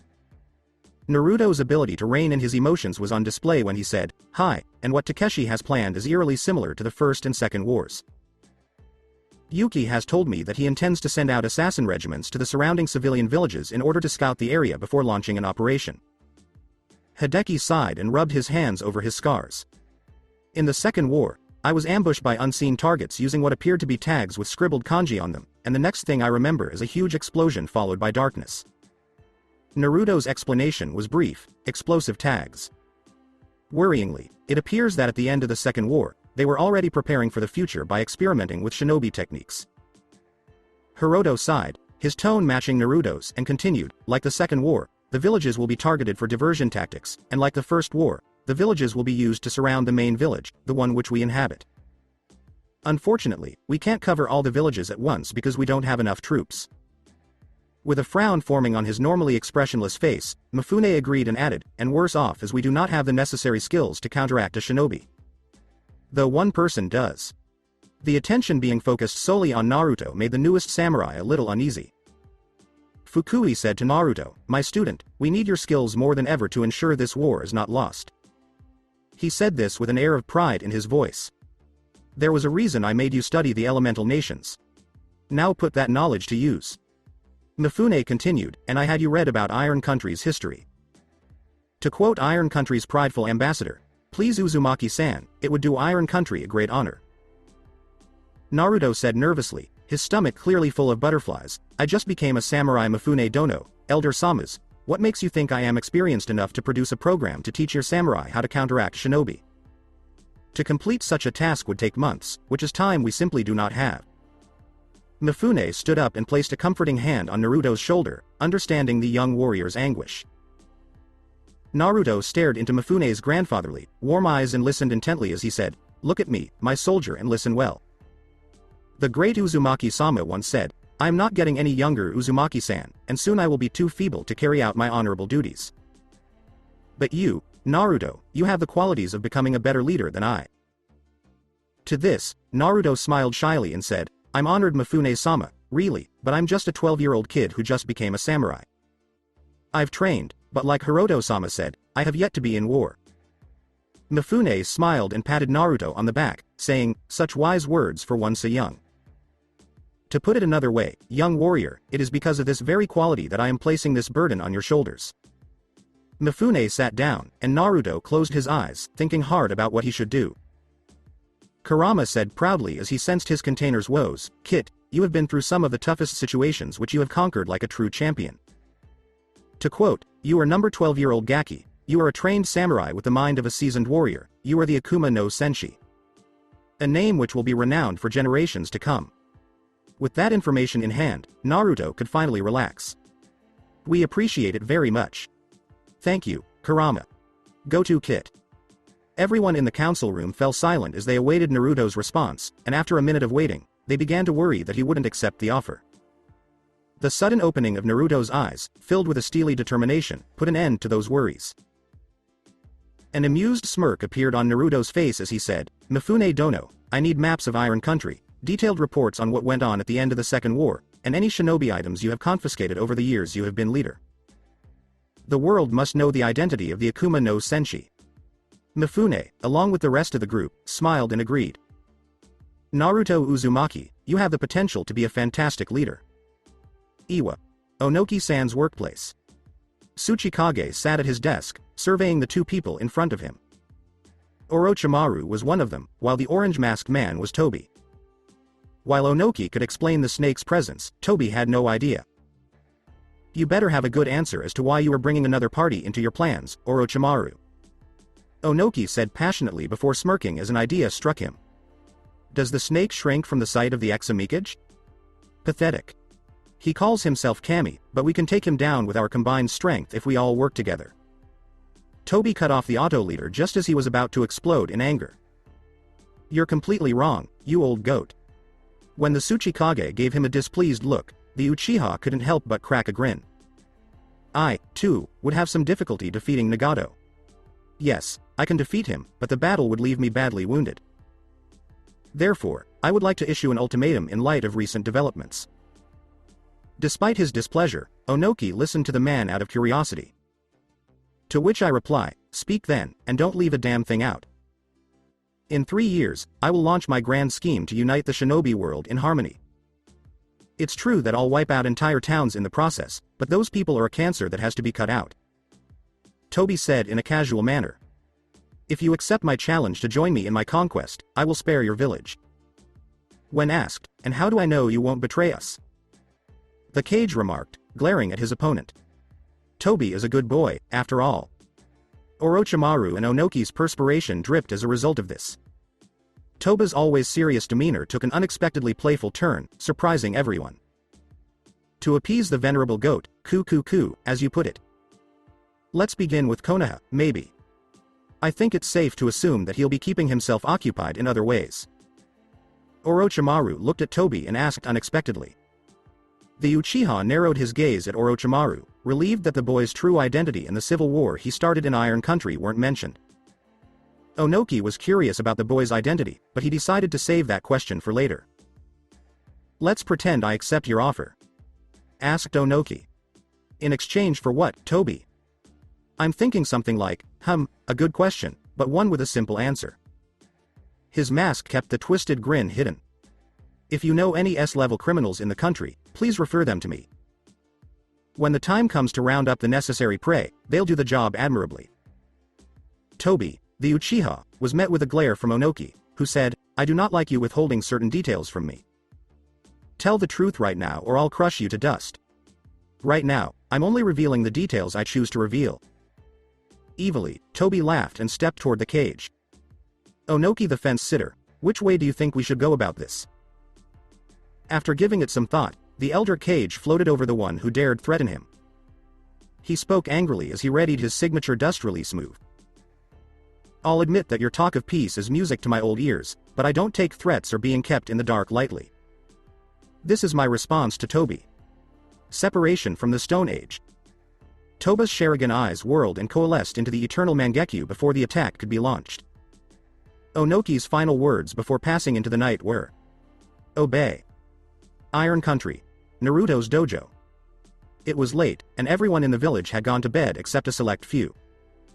Naruto was a person like that. Naruto leaned over his desk, looking tired and irritated, still dressed in the clothes he had worn when he first began training. There were maps of Iron Country, papers with ideas written on them, and reports on the conclusion of the Second War all over the desk. Bags of various shinobi items that had been confiscated over the years sat on the floor to one side of the desk. His pencil was tapping on the desk as he racked his brain for a solution that would allow them to teach a useful program in the time they had. Unfortunately, nothing was going right. Naruto was so immersed in his work that he missed both the knock on the door and the opening. While proud of his students' resolve, Fukui couldn't help but feel uneasy about Naruto's complete disregard for him. Teacher. Naruto, my student, you have worked tirelessly for over 8 hours now.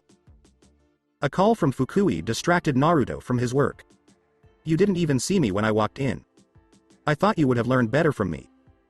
I'm very sorry, Your Highness, as he studied his master, Naruto sighed. Something bad is going to happen to me, and I can't stop it.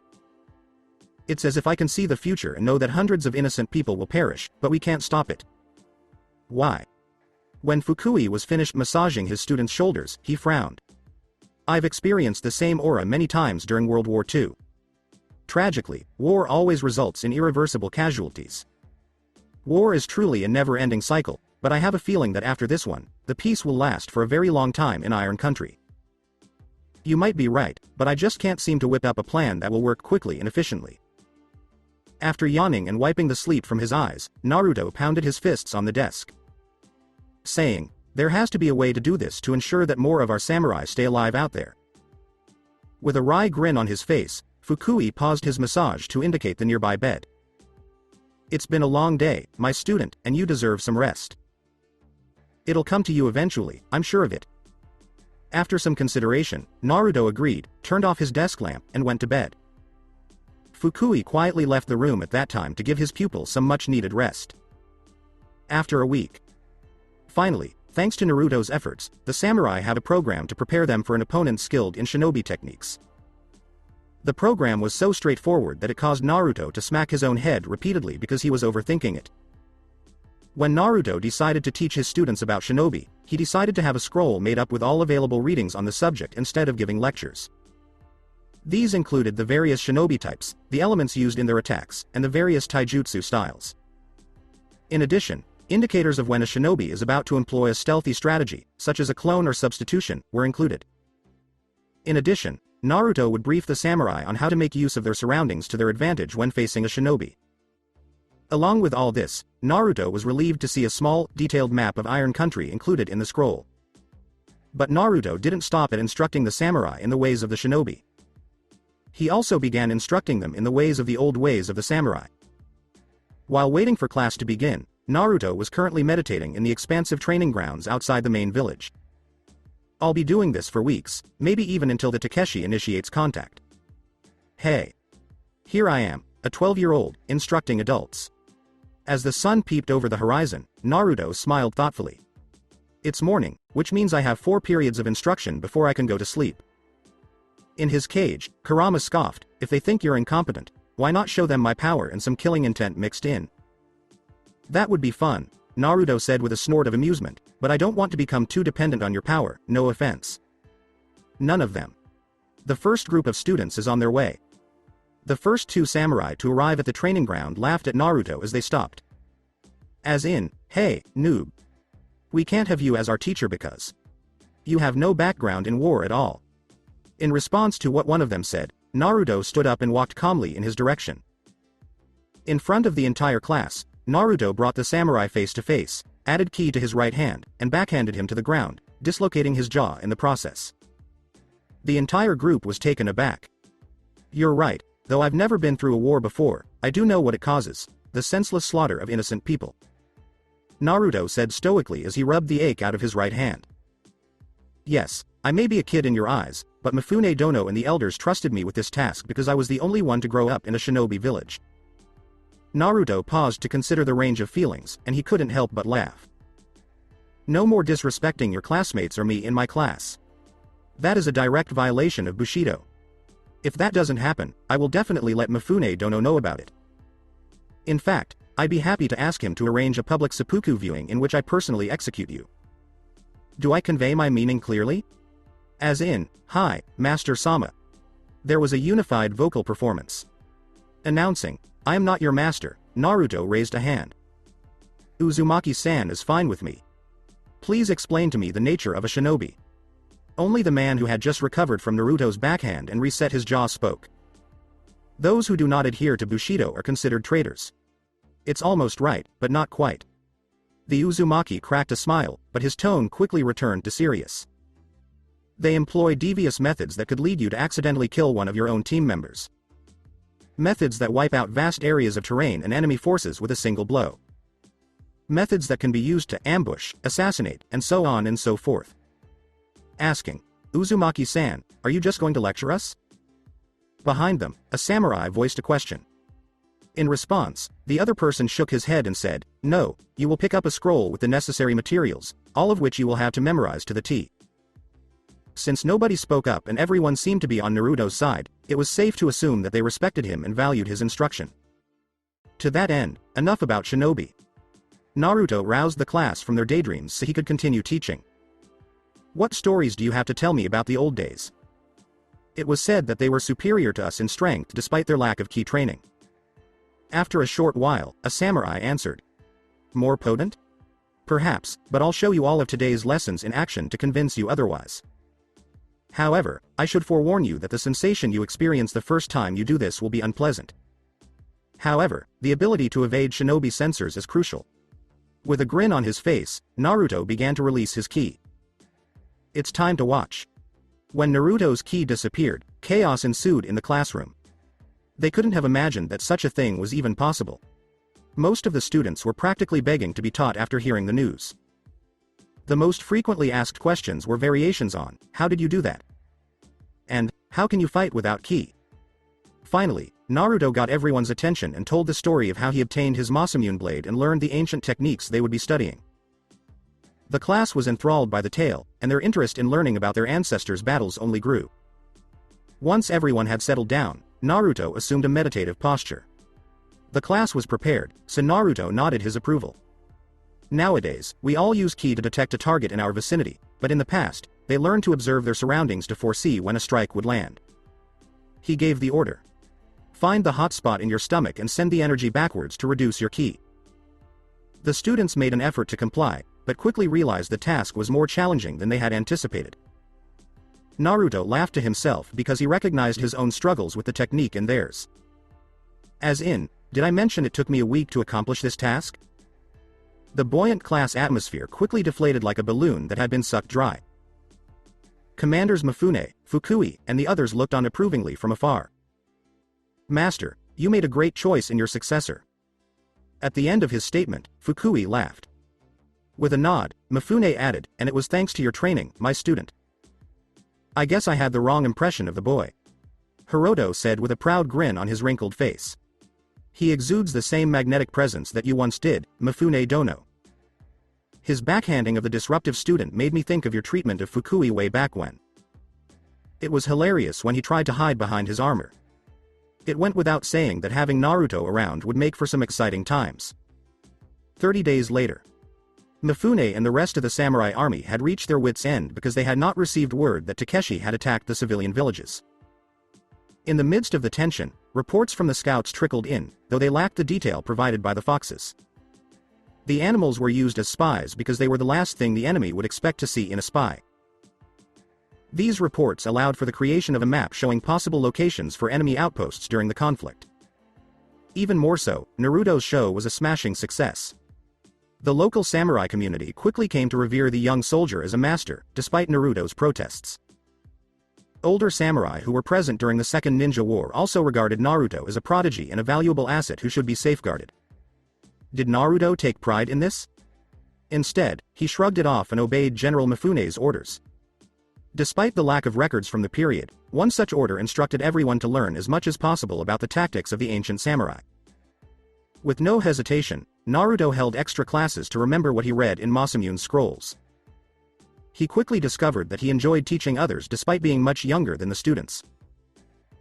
The promise he made before the master swordsmith's house fell was only the beginning. While things were humming along nicely in the county seat, elsewhere in Iron County, things were a bit more tumultuous.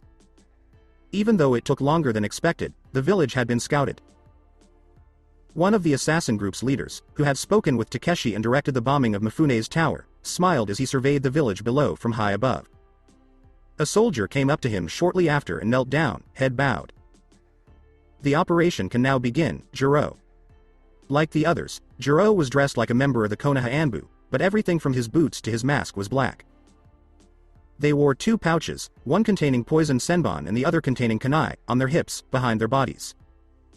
They carried simple daggers at the hips and a tanto without a guard on their backs. Jiro gave the village one last look and a few choice words before signaling the start of the operation. We are the ones who will light the fuse of war with this move. So that's it for today. I hope you guys enjoyed it. Don't forget to like, share and subscribe to the channel for more awesome stories like this. Thank you. See you all in my next video.